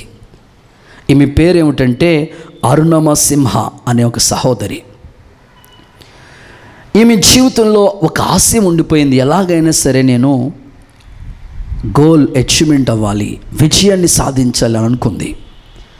అయితే ఆమె జీవితంలో ఒక ఆశ అయితే ఉండిపోయింది మనసులో. ఇప్పుడు ఆమెకి ఎవరెస్ట్ శిఖరం ఎక్కాలనే ఆశ ఉంది మనసులో. నాకు కాలు లేకపోయినా పర్లేదు, నేను ఎలాగైనా సరే ఎవరెస్ట్ శిఖరం పర్వతం ఎక్కాలనుకుంది, జయం సాధించాలనుకున్నది. చూస్తే ఇంట్లో వాళ్ళందరూ అంటే, నీకేమో కాలు లేదు, కాలు లేని నువ్వు ఎట్లాగా ఆ ఎవరెస్ట్ శిఖరం ఎక్కుతావు, ఇది అయ్యే పని కాదు, కళ్ళలో కూడా అవదని ఊహించుకోవద్దని అందరూ డిస్కరేజ్ చేస్తూ ఉన్నారు. అయితే ఒక ఆమె ఆలోచన కలిగి ఎవరెస్ట్ శిఖరం ఎక్కిన ఒక సహోదరి దగ్గరికి వెళ్ళి అడిగితే ఆమంటది, నువ్వు ఇలాంటి పరిస్థితుల్లో కూడా నువ్వు ఎక్కాలనుకుంటున్నావు కదా, నువ్వు ఆల్రెడీ సగం ఎక్కేసావు మనసులో, కాబట్టి నీకు నిరుత్సాహంగా ఉండదు, ఉత్సాహంతో ఉండి ఎలాగైనా ప్రయత్నం చేయమంటే మొత్తం మీద ఆమె ఆశ్చర్యరీతిగా ఎవరెస్ట్ శిఖరం ఎక్కింది. కాలు లేకపోయినా ఒక్క కాలుతోనే, ఆమెకు ఆల్రెడీ కాలు తీసేసి ఒక ప్లాస్టిక్ కాలు వేశారన్నమాట. ఆ ఒక్క కాలుతోనే ఎవరెస్ట్ శిఖరం ఎక్కిన మొట్టమొదటి స్త్రీ మన ఇండియాలో. ఆమె అద్భుతమైన సాక్ష్యం. ఆమె పేరు అరుణమ సింహ. ఈమె జీవిత చరిత్ర వినలేని వాళ్ళు అంటూ కూడా ఎవరు ఉండరు. చూడండి, ఈమె జీవితాన్ని సాక్ష్యాన్ని మీరు విన్న తర్వాత అయినా మీరు ఇన్స్పైర్ అవుతారని. అలాంటి వాళ్ళ జీవిత చరిత్రలను చూసుకున్న తర్వాత, అయ్యో ఈ సంవత్సరం నా చదువు అంతా ఆగిపోయింది, ఈ లాక్డౌన్లో నా చదువు, నా భవిష్యత్తు ఏంటి నాకేం అర్థం కావట్లేదు అని మీలో చాలామంది యవనస్తులు కృంగిపోతున్నారు, కలవరం చెంది కన్నీళ్ళ మధ్యలో ఉన్నారు. కొంతమంది పిల్లలైతే మొత్తం చదువే మర్చిపోయారు, పుస్తకాలు వదిలేశారు. అయ్యో మాకు ఇంక జయం కలుగుతుంది, ఈ సంవత్సరం మేము చదువుతామా, అపజయాల మధ్యలో ఉన్నామని ఒకవేళ నువ్వు కలవరపడుతున్నావేమో. ఇదిగో ఈ సహోదరి, ఆమె జీవితాన్ని ఒక్కసారి మీరు జ్ఞాపకం చేసుకుని, ఆమె కాలు లేకపోయినా ఎవరెస్ట్ శిఖరాన్ని ఎక్కిన ఒక మన ఇండియాలో మొట్టమొదటి స్త్రీగా పేరు ప్రఖ్యాతి సంపాదించుకున్న ఆమె జీవితాన్ని బట్టి మీరు మరింతగా బలపడాలని, ఇలాంటి వీర వనితల్ని మనం దృష్టిలో ఉంచుకుని మన జీవితాలు కూడా విజయ పదంగా నడిపించబడటానికి, బలపరచబడటానికి, మీ ఆత్మ సంబంధమైన జీవితాల్లో అలాంటి యొక్క జీవిత చరిత్రలు మనం ఆదర్శంగా తీసుకుని, ఆ యొక్క అరుణమ సింహాని ఆ సహోదరి జీవితం ఎంత విజయ పదమున ఎవరెస్ట్ శిఖరానికి ఎక్కిన ఒక ఉన్నత స్థాయిని సంపాదించుకుందో, నీ జీవితంలో కూడా వాటిమిలు పాలైపోయి ఒకవేళ కృంగిపోయి చాలామంది ఈ కరోనా వైరస్ని బట్టి కుమిలిపోతున్నారు. ఇంకా నా జీవితంలో మంచి రోజులు రావేమో, నా జీవితం ఏంటో, నా పిల్లల భవిష్యత్తు ఏంటో, ఇంకా చాలామంది డిప్రెషన్లోకి వెళ్ళిపోతున్నారు. నేను ఒకే ఒక మాట చెప్తున్నాను, కాలు లేని ఆమె ఎవరెస్ట్ శిఖరానికి ఎక్కింది, ద్వితీయ పతాకం ఎగరవేసింది. దేవుడు నీకు జ్ఞానాన్ని ఇచ్చాడు, తెలివితేటలు ఇచ్చాడు, చదువు ఇచ్చాడు, అన్నీ ఇచ్చాడు. నీకు కూడా జయాన్ని ఇవ్వగలిగిన సమర్థుడే. నువ్వేమీ కృంగిపోవాల్సిన పని లేదు. ఇలాంటి వాళ్ళ యొక్క జీవిత చరిత్రని ఆదర్శంగా తీసుకుని, గిద్యోనికి 300 మందితోనే యుద్ధం చేసి జయం ఇచ్చినట్లు బయలుదేరిన వాళ్ళు 32,000 మంది. వాళ్ళు వెనక్కి వెళ్ళిపోయినప్పుడు గిద్యోని ఎంత డిప్రెషన్లోకి వెళ్ళిపోవాలి. ధైర్యంగా ఆయన అడుగులు ముందుకేశాడు. యెహోషాపాతుకి ఒక్కడే తన రాజు, తన మీదకి 4 రాజ్యాలు వచ్చినప్పటికీ అతడు డిప్రెషన్లోకి వెళ్ళా. నీవే మాకు దిక్కని ప్రభువు దగ్గర పాదాలు పట్టుకుని జయ పదమున నడిపించబడ్డారు. కనుక ఎలాంటి ప్రతికూలమైన పరిస్థితుల్లో కూడా నువ్వు కృంగిపోవద్దు. కర్మేలు పర్వతం మనకేం నేర్పిస్తుందంటే, అక్కడ ఒక జయసూచకమైన శిలను నిలిపారు. నీ జీవితంలో వాటిమి వెనకాల దేవుడు ఒక విజయాన్ని దాచిపెట్టాడు. ఆ విజయ పదములను నడిపించబడాలని దేవుని సేవకునిగా నేను మీకు తెలియజేస్తున్నాను. ఈ ఉన్నతమైన అడుగు జాడల్లో మీరు నడుచుకోవటానికి అటువంటి శ్రేష్టమైన కృప దేవుడు మీకు అనుగ్రహించునుగాక. గట్టిగా చప్పలు కొడుతూ యేసయ్యకు ఒకసారి మహిమ చెల్లిద్దాం. ప్రభువుకి మహిమ కలుగునుగాక. రైట్, ఇక 2 విషయాలు మీకు చెప్పడానికి ఇష్టపడుతాను. కర్మేలు పర్వతంతో సంఘాన్ని ఎందుకు పోల్చాడు? నీ శిరస్సు కర్మేలు పర్వత రూపమని ప్రభు చెప్పాడు. ఎందుకు కర్మేలు యొక్క పర్వతంతో సంఘాన్ని పోల్చాడు? కర్మేలు యొక్క ప్రాముఖ్యత ఏమిటి అని అంటే, పరిశుద్ధ గ్రంథమైన బైబిల్ నుండి మరొక సంగతి, రెండో విషయాన్ని నేను మీకు జ్ఞాపకం చేస్తాను. చదవండి బైబిల్ గ్రంథంలో నుంచి రాజుల మొదటి పుస్తకం 18వ అధ్యాయం 42వ వచనాన్ని చదువుకుందాం. ఆహాబు భోజనము చేయబోయెను గాని ఏలియా కర్మేలు పర్వతం మీదకి పోయి నేల మీద పడి ముఖము మోకాళ్ళ మధ్య ఉంచుకొనెను. అతడు చాలండి, చదవబడిన వాక్య భాగాన్ని మనం గమనించినట్లయితే, రెండవది మోకాళ్ళ ప్రార్థన చేసిన స్థలం అది కర్మేలు పర్వతం. ఏలియా జీవితంలో ఒక అద్భుతమైన అనుభవం ఈ కర్మేలు పర్వతం నేర్పించిన సందర్భాన్ని మనం చూస్తాం. ఆశ్చర్యాన్ని కలిగించే సంగతి ఏమిటంటే, కర్మేలు పర్వతం దగ్గర ఏలియా తల మోకాళ్ళ మధ్యలో పెట్టుకుని ప్రార్థన చేస్తాడు. అక్కడ వరకు మనం ఆయన యొక్క అనుభవాల్లో మనం చూస్తే, కేరీతు వాగు దగ్గర దేవుడు పోషించిన విధానం, సారేపతు విధవరాల దగ్గర దేవుడు పోషించిన విధానం, ఇవన్నీ ఏలియా అనుభవాల్లో మనం చూడగలిగిన నేర్చుకోవాల్సిన పాఠాలు. అయితే కర్మేలుకు అందరినీ సమకూర్చండి అని చెప్పాడు. అక్కడ కర్మేలు అనుభవంలో మనం గమనించినట్లయితే 450 మంది బయలు ప్రవక్తలు ఉన్నారు. యెహోవాయే దేవుడు అని ఏలియా నిలిచి ఉన్నాడు, వాళ్ళేమో బయలు దేవుడు అని వాళ్ళు అంటారు. వాళ్ళిద్దరి మధ్యలో ఇప్పుడు బలిపీఠాన్ని కట్టి, బలిపీఠం మీద ఎద్దుల్ని ముక్కలుగా చేసి, తొనకలుగా చేసి వాటి మీద పెట్టి, ఇప్పుడు మీరు మీ దేవుడికి మొరపెట్టండి, ఆకాశం నుంచి అగ్ని దిగి రావాలా. వాళ్ళ పొద్దు నుంచి సాయంకాలం వరకు చాలా 30 తిప్పలు పడుతున్నారు, కానీ అగ్ని రావట్లా. వాళ్ళ శరీరాన్ని కోసేసుకుంటున్నారు. బయలా దిగు అంటే ఎక్కడ దిగుతుంది? రావట్లా. ఇప్పుడు వాళ్ళ సమయం అయిపోయిన తర్వాత ఏలియా నిలబడి ఆ కందకం అంతా కూడా నీటితో తడిపేయటం, బలిపీఠం చుట్టూ మొత్తం అంతా నీళ్లతో తడపటం, తర్వాత ప్రభు సంధిలో ప్రార్థన చేస్తే, ఏలియా ప్రార్థన అనుభవాన్ని మీరు చూడండి. నీవే దేవుడు అని నేను నీ సేవకుడినై ఉన్నానని ఈ ప్రజలు తెలుసుకోవాలయ్యా. అలా ఏలియా చేసిన ఆ ప్రార్థన అనుభవాన్ని బట్టి ఆకాశం నుండి అగ్ని దిగి వచ్చి ఆ బలిపీఠాన్ని అంతటిని బూడిద చేసేసింది. ఆ అనుభవాన్ని మనం చూస్తే, ఏలియా ఆ ప్రార్థన అనుభవాన్ని బట్టి ఆ ప్రజలు ఒకటే మాట చెప్తారు, యెహోవాయే దేవుడని వాళ్ళ కేకలేస్తారు. నేను అనుకుంటాను, మన దేశంలో కూడా ఏలియా దినములో వచ్చిన ఆ ఉజ్జీవం, తండ్రి కుమార పరిశుద్ధాత్మ నామంలో మన భారతదేశంలో ఈ ఉజ్జీవం వచ్చునుగాక. ఆ అనుభవంలోనికి ప్రతి సంఘము నడిపించబడాలి. ఏలియా దేవుడే జీవం కలిగిన దేవుడని ప్రజలు గుర్తించేటట్లుగా యెహోవాయే దేవుడని అక్కడ కేకలు వేశారు. ఆ ఉజ్జీవం అక్కడ వచ్చింది. అంతటితో ఏలియా అనుభవాలు ఆగిపోలేదు, కానీ మరలా ఏలియా ప్రభు సంధిలోకి వచ్చి మోకరించి, ప్రభా ప్రజలు వర్షం లేక ఇబ్బందులు పడుతున్న, వర్షం కురవాలి అని తన తల మోకాళ్ళ మధ్యలో పెట్టి ప్రార్థన చేయడం మొదలుపెట్టాడు. దేవుడు ఆశ్చర్యరీతిగా ఒక అరచియంత మేఘాన్ని పంపించి మోపైన వర్షాన్ని కురిపించింది. కనుక ఈ సంగతిని మనం చదువుతూ ఉన్నప్పుడు మనకు అర్థం అవ్వాల్సిన మాట ఏమిటంటే, ఏలియా కర్మేలు పర్వతం దగ్గర ఒక బలమైన ప్రార్థన ఆత్మను కలిగి, ఒక బలమైన ప్రార్థన వీరుడిగా ఆ స్థలంలో మనకు కనబడుతున్నాడు.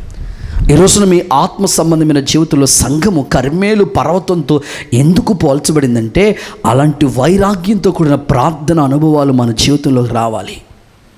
మీ వ్యక్తిగత జీవితంలో ఈ ప్రార్థన జీవితం మిమ్మల్ని ఎంతో ప్రభావితం చేస్తుంది. ఈ రోజున క్రైస్తవ కుటుంబాల్లో ఎందరో ఇండ్లలో ప్రార్థన కొదువైపోతుంది. ఏలియాను మీరు రోషం కలిగిన ఒక్కడే 450 మందిని దేవుడు యెహోవాయని ఒప్పింపచేశాడు. ఒక్కడే మిగిలి ప్రభు పాదాల దగ్గర ఎంతో ప్రార్థన అనుభవం కలిగిన ఏలియా యొక్క జీవితం మనకు ఒక ఆదర్శాన్ని కలుగు చేస్తుంది. సరే, ఏలియా యొక్క అనుభవాలు మనం చదువుతూ ఉన్నాం బైబిల్ గ్రంథంలో. ఎంతో ప్రార్థన జీవితం మనం ఇంకా బైబిల్ గ్రంథంలో చూస్తూ ఉంటుంటే, తన శిష్యుడిగా ఉన్న ఎలీషాలో కూడా ఇదే అనుభవంలో మనకు కనబడుతుంది.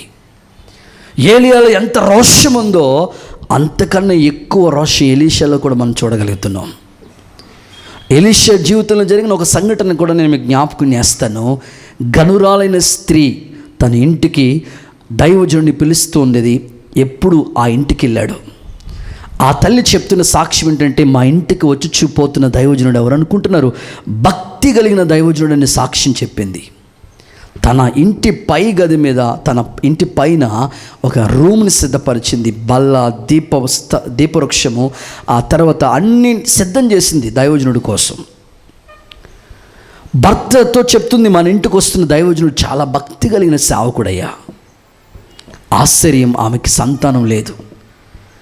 దైవజనుడు ప్రార్థన ద్వారా చక్కని బిడ్డ దేవుడు అనుగ్రహించాడు. దేవుడిచ్చిన ఈ కుమారుని బట్టి దేవునికి ఎంతో మహిమ చెల్లించిన ఆ కుటుంబం, సడన్గా ఆ పిల్లోడికి మెదడు వాపు, తల వాపోయేనే ఆ మెదడు వాపు జబ్బు వచ్చింది. ఆ సహోదరి గాడిదకి గంత కట్టి పనులను తీసుకుని దైవజనుడి దగ్గరికి వెళ్ళటానికి ఇష్టపడుతుంది. భర్త అంటున్నాడు, ఈరోజు విశ్రాంతి దినం కాదు, ఈరోజు ఆదివారం ఆరాధన కాదు, ఇప్పుడు ఎందుకు బయలుదేరి వెళ్తున్నావు? వెళ్ళాలయ్యా, దైవజనుడి దగ్గరికి వెళ్ళటం నాకు మంచిది అని వెళ్ళటానికి సిద్ధమైంది. పని వారిని తీసుకుని వెళతా ఉంది. వెళ్ళిన అనుభవాన్ని మనం చూస్తే అక్కడ ఒక అద్భుతమైన మాట రాయబడి ఉంది. చదువుతారు భక్తులు బైబిల్ గ్రంథంలో. రాజుల 2వ పుస్తకం 4వ అధ్యాయం 25వ వచనాన్ని చదువుకుందాం. ఈ ప్రకారము ఆమె పోయి కర్మేలు పర్వతమందున్న ఆ దైవజన యొద్దకు వచ్చాను. కర్మేలు పర్వతం దగ్గర ఉన్న ఆ దైవజనుడి దగ్గరికి వచ్చాను. చాలండి, అద్భుతమైన మాట. కర్మేలు పర్వతం దగ్గర ఉన్న ఆ దైవజనుడి దగ్గరికి వచ్చింది.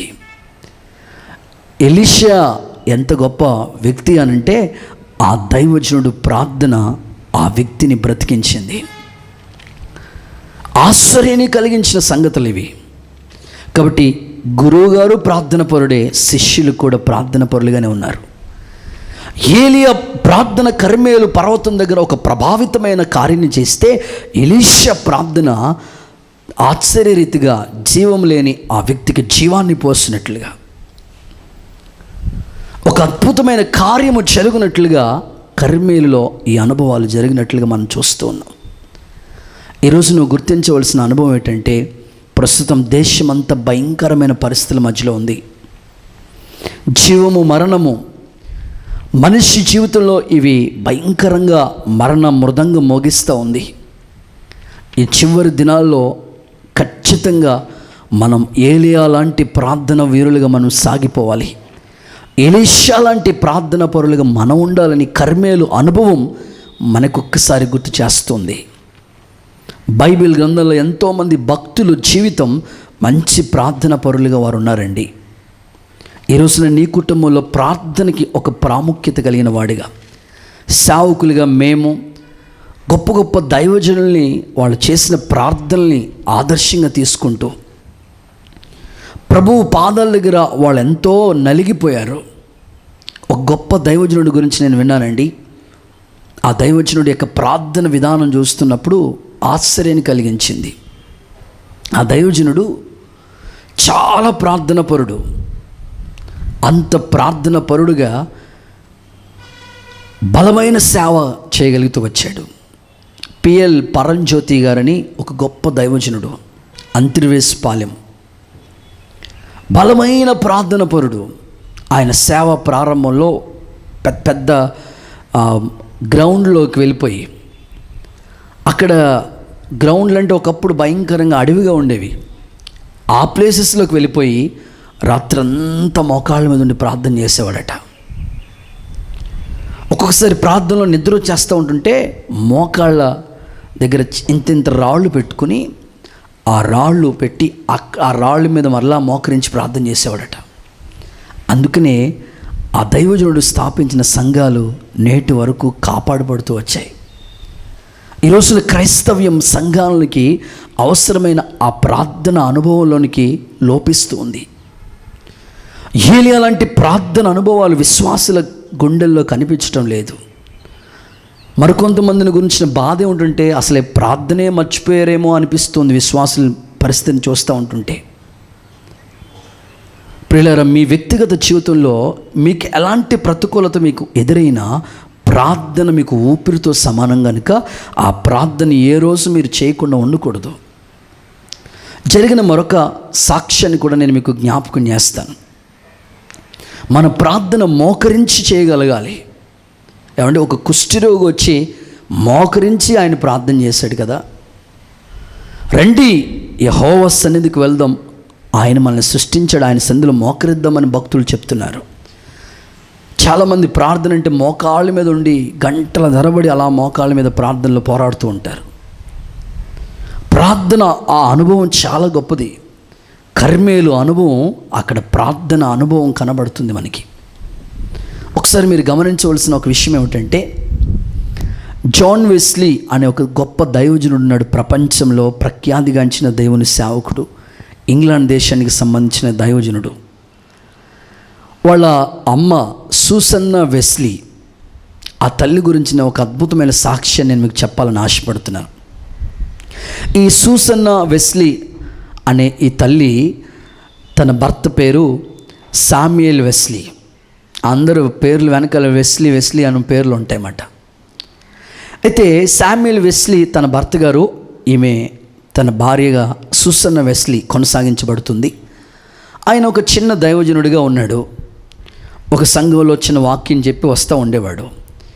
అయితే ఈ తల్లికి భారం ఉండేది. ఈ తల్లికి ఇంచుమించు 19 మంది పిల్లలు పుట్టారంటండి. బాబోయ్, ఎట్లా కన్నదో అనిపిస్తుంది మనకి. 19 మంది పిల్లలు పుడితే 19 మందిలో 10 మంది చనిపోయారు, 9 మంది మాత్రం మిగిలారట.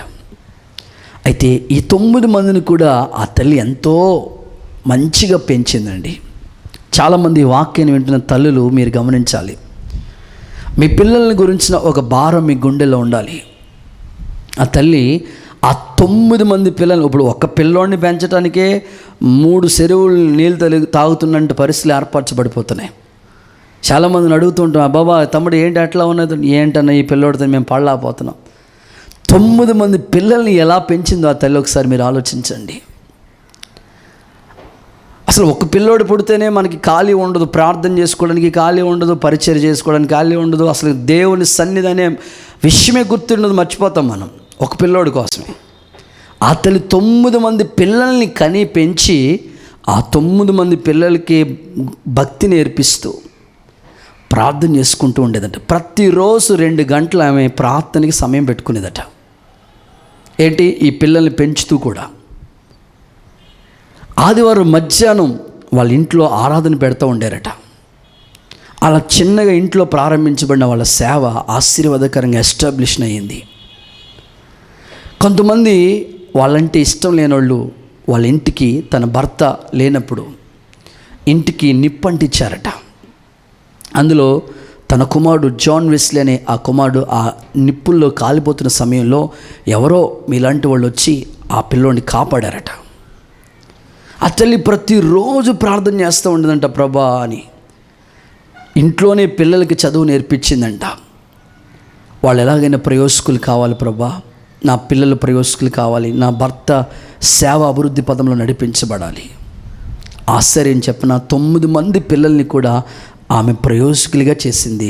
అంత మాత్రమే కాదు, తన గర్భమును పుట్టిన ఈ 9 మంది పిల్లల్లో 2 కుమారులు, జాన్ వెస్లీ ఆ తర్వాత చార్లెస్ వెస్లీ, వీళ్ళిద్దరు కుమారులు ప్రపంచానికి ఒక బలమైన మిషనరీ సేవకులు అవటానికి ఆ తల్లి బలమైన సేవకులుగా తీర్చిదిద్దింది. చూడండి, తన భర్తకు మంచి భార్యగా, పిల్లలకు మంచి తల్లిగా, సంఘంలో ఒక నమ్మకస్తురైన స్త్రీగా తన బాధ్యతను వ్యవహరించి సమాజానికి ఒక మంచి పేరు తీసుకొచ్చిన సూసన్నా వెస్లీ ఆమె జీవిత సాక్ష్యము నిజంగా మీ జీవితాన్ని కూడా ప్రభావితం చేయాలి. మీకు 2 పిల్లలు ఉంటేనే మీకు ప్రార్థనకు టైం లేదని అసలు ప్రార్థనే పట్టించుకోకుండా ఉంటున్నారు. ఎప్పుడు చూసినా ఇంకా వంట వార్పు ఈ పనుల్లోనే ఉంటున్నారు, కానీ ప్రార్థనకి అసలు ప్రయారిటీ ప్రాధాన్యత ఇవ్వలేని వారిగా మీరు ఉంటున్నారు. ఈమెకు 9 మంది పిల్లలు ఉన్నా వాళ్ళని ప్రార్థనలో పెంచింది. ఆమె మంచి జీవితం జీవించింది. తన భర్త చనిపోయిన తర్వాత 7 సంవత్సరాలు బ్రతికిందంట. బ్రతికి చివరికి తన జీవితాన్ని ముగించింది. ఈ సాక్ష్యం నేను మీకు ఎందుకు చెప్తున్నానంటే, ఈ రోజున మీకు చిన్న చిన్న పనులు, ఏదైనా పని ఉంటే ఇంకా ఆ రోజు ప్రార్థన చేసుకోకుండా ప్రార్థనకు దూరం అయిపోతున్న సందర్భాలు మీకు ఎదురవుతున్నాయి. సూసన్న వెస్లీ అనే ఆ తల్లి యొక్క జీవితం ఒక ప్రార్థనకి మోడల్గా మనకు కనబడుతుంది. కర్మేలు అనుభవం మీకు ఇలాంటి ప్రార్థన జీవితాన్ని కలిగిన వారుగా మీరు ఉండాలని, ఎట్టి పరిస్థితుల్లో ప్రతిరోజు మీరు కుటుంబ ప్రార్థన, ఉదయకాల ప్రార్థన, సాయంకాలం కుటుంబ ప్రార్థన మీరు సిద్ధపరచుకోవాలని, ఆ ప్రార్థనలో మీరు ఎదగాలని, కర్మేలు ఆ అనుభవాల్లో మీరు సాగిపోవాలని నేను మనస్ఫూర్తిగా కోరుకుంటున్నాను. కర్మేలో ఏలియా ఎలాంటి రోషం కలిగి ప్రార్థన చేసి దేవుని నామాన్ని చాటాడో ఈ అనుభవం దేవుడు మీకు అనుగ్రహించునుగాక.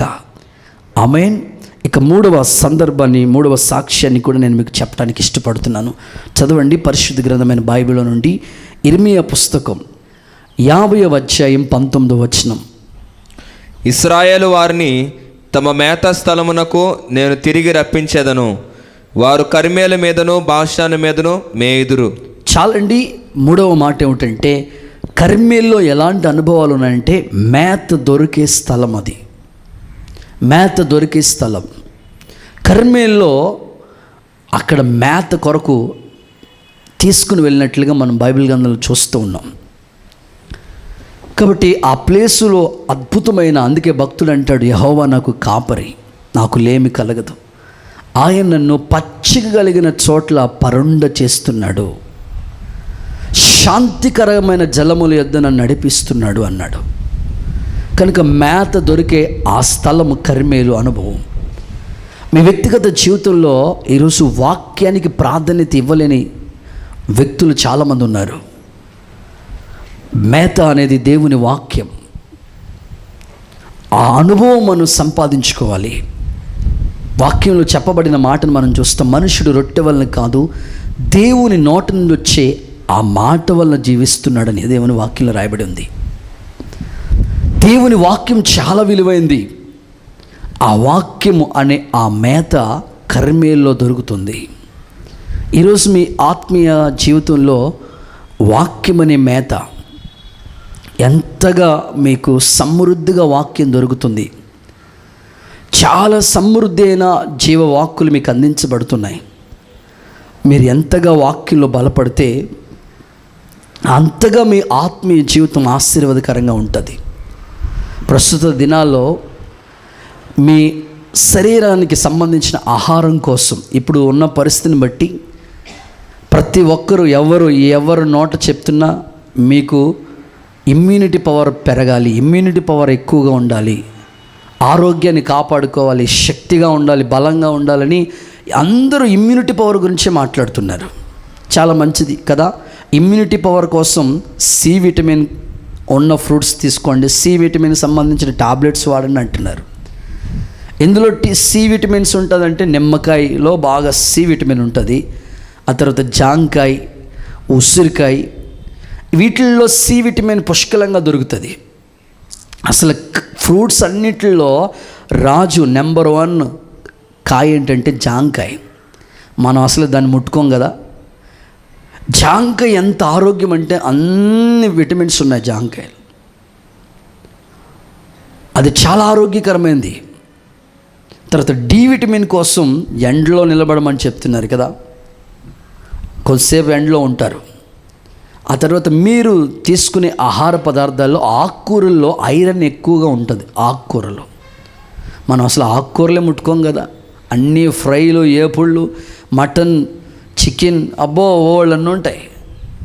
ఆకుకూర చాలా ఆరోగ్యకరమైనది, దాంట్లో చాలా ఐరన్ ఉంటుంది. పప్పు ఒకటి. ఇది భౌతిక సంబంధమైన ఆరోగ్యాన్ని కాపాడడం కోసం బలమైన ఆహారం తీసుకుంటున్నాం. శ్రేష్టమైన ఆరోగ్యం కోసం ఎంతో ప్రయాసపడుతున్నాం. ఆరోగ్య సూత్రాలు మనం పాటిస్తున్నాం. ఇంకొక అద్భుతమైన విషయం ఏమిటంటే మనం తినే ఆహారంలో రైస్ ఉంటుంది చూసే, సన్ రైస్ అసలు ఆరోగ్యానికి మంచిది కాదు. అది కొంతమంది చూడండి ప్లేట్ నిండా పెట్టేసుకుంటారు అన్నం. ఎంత అన్నం తింటావో అంత షుగర్ పెరిగిపోతుంది నీకు. అసలు అన్నంలో ఏమీ లేదు. మనం తినే కూరలోనే ఆరోగ్యం ఉంది. ఇప్పుడున్న పరిస్థితిని బట్టి ఆహారం కన్నా ఈ రాగి సంగటి కానివ్వండి, ఇలాంటివి ఆ మొలకలు కానివ్వండి, ఆరోగ్యాన్ని కలిగించే ఈ ఫ్రూట్స్ కానివ్వండి, అవి మీకు ఎంతో బలాన్ని కలుగు చేస్తాయి. ఇవి భౌతిక సంబంధంగా మన ఆరోగ్యం కాపాడుకోవడం కోసం ఈ యొక్క హెల్త్ సూత్రాలు పాటిస్తున్నాం. అయితే మీ ఆత్మకు బలాన్ని ఇచ్చే మేత దేవుని వాక్యం కదా. కర్మేలు అనుభవం ఎలా ఉందంటే అక్కడ అద్భుతమైన సమృద్ధిగా ఆహారం దొరుకుతుంది. నీ వ్యక్తిగత జీవితంలో కూడా జీవవాక్యం, జీవాహారమైన దేవుని వాక్యాన్ని నువ్వు సమృద్ధిగా అంగీకరించాలి. సమృద్ధిగా దేవుని వాక్యాన్ని చదువుకోవాలి. పోయిన ఆదివారం వాక్యం విన్న వాళ్ళలో చాలామంది నాకు సాక్ష్యం చెప్పారు. అన్న, ఈరోజు నేను 4 అధ్యాయాలు చదివాను, ఈరోజు నేను 10 అధ్యాయాలు చదివాను. ఈరోజు నేను ఒక తండ్రి నా దగ్గరకు వచ్చి చెప్తున్నారు, అన్న మా పిల్లోడు ఈరోజు 5 అధ్యాయాలు రాసేసాడన్న బైబిల్ అని. నాకు చాలా సంతోషమైంది కదా. బైబిల్ పట్ల మనకి అంత అవగాహన, వాక్యం పట్ల ఎంతో భావన మనం కలిగి ఉండాలి. ఆ వాక్యం మనకి ఎంతో జీవాహారమై ఉంది. అది ఆ వాక్యం చేత మనం బలవంతులం అవుతాం. క్రీస్తు యేసునందున్న ఆ కృప చేత మనం బలవంతులుగా మార్చబడి ప్రభువులో ఆహారం ద్వారా మరింతగా ప్రభువులో బలపడటానికి దేవుడు కృపనిస్తాడు.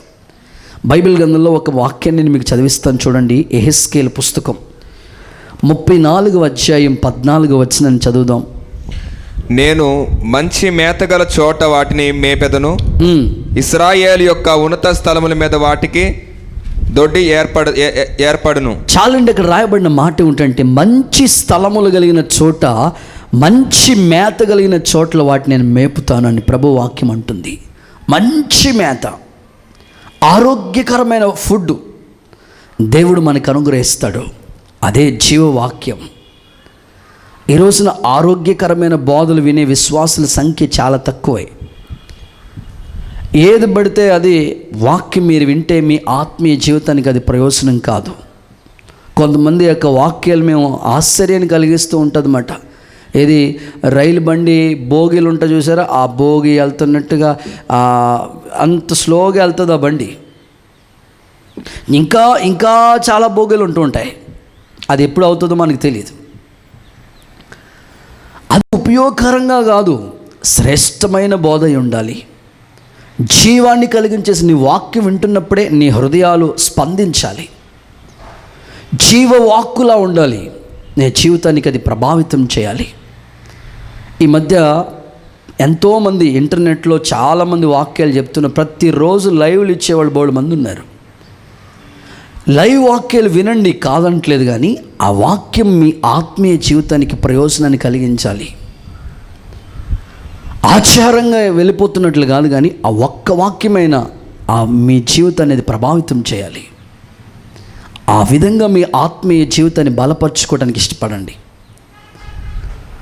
ఈ మధ్యకాలంలో ఒక చిన్న సంఘటన నేను మీకు చెప్తాను. చాలామంది వాక్యం వినే విధానం, ఆ వాక్యం వినే తీరుని మనం గమనిస్తుంటే మాకు ఆశ్చర్యం కలుగుతూ ఉంటుంది అన్నమాట. ఒక పాస్టర్ గారు దేవుని వాక్యం చెప్తున్నారట, చాలా బల్లగుద్ది ప్రసంగం చేస్తున్నారట. చాలా బల్లగుద్ది ప్రసంగం చేస్తుంటుంటే ఉజ్జీవంగా వాక్యం వింటుంది ఒక ఆమె, అందరూ వాక్యం వింటున్నారు. ఒక ఆమె కూడా చాలా బాగా వాక్యం వింటుంది. ఈయన ఎప్పుడైతే బల్లగుద్ది ప్రసంగం చేస్తూ ఉన్నాడో ఆమె ఏడ్చేస్తుంది, కళ్ళంపడ నీళ్లు పెట్టుకుంటుంది, ఏడుస్తూ ఉంటుంది. ఇంకా మైమర్చిపోయి ఏడుస్తూ ఉంటుంది, కళ్ళంపడ నీళ్ళు వచ్చేసినాయి ఆమెకి. ఈ పాస్టర్ గారు చూసి గమనించి, చాలే నా ఒక్క ప్రసంగానికి ఎంతమందిలో ఈమె ఒక్క జీవితంగా ఆయన మార్పు వచ్చింది, సర్లే ఈ బామైన మార్చబడితే చాలే అని అనుకున్నాడు. ఆయన చాలా సంతోషించేశాడు.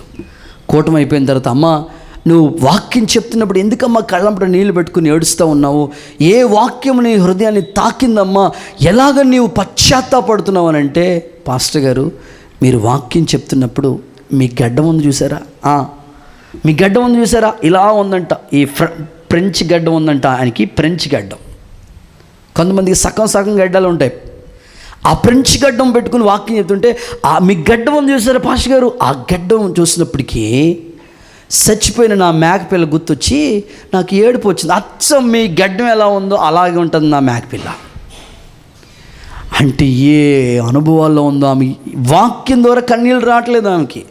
ఆ గడ్డం, ఆ మీసాలు, ఆ కటింగు, ఈ భౌతికమైన రూపాన్ని మీరు చూస్తూ ఉంటుంటే మీ ఆత్మీయ జీవితం బలం కాదు, బలహీనపరచబడుతుంది. వాక్యం వింటున్నప్పుడు మీకు కన్నీళ్ళు రావాలి, వాక్యం వింటున్నప్పుడు పశ్చాత్తాపం రావాలి, వాక్యం మీ జీవితాన్ని ప్రభావితం చేయాలి. ఈ అనుభవాలను సాగించబడితే కర్మేల్లో బలమైన ఆహారం, మేత దొరుకుతుంది. అక్కడ బైబిల్ గ్రంథంలో మనం చూస్తాం ఒక చరిత్ర. అబ్రహాము తన కుమారుడైన ఇస్సాకుకి పెండ్లి సంబంధం కొరకు ఎలియాజరుని పంపిస్తాడు. ఎలియాజరు ఒంటిని మోకరింపచేసి ప్రార్థన చేసుకుని వెళ్తాడు.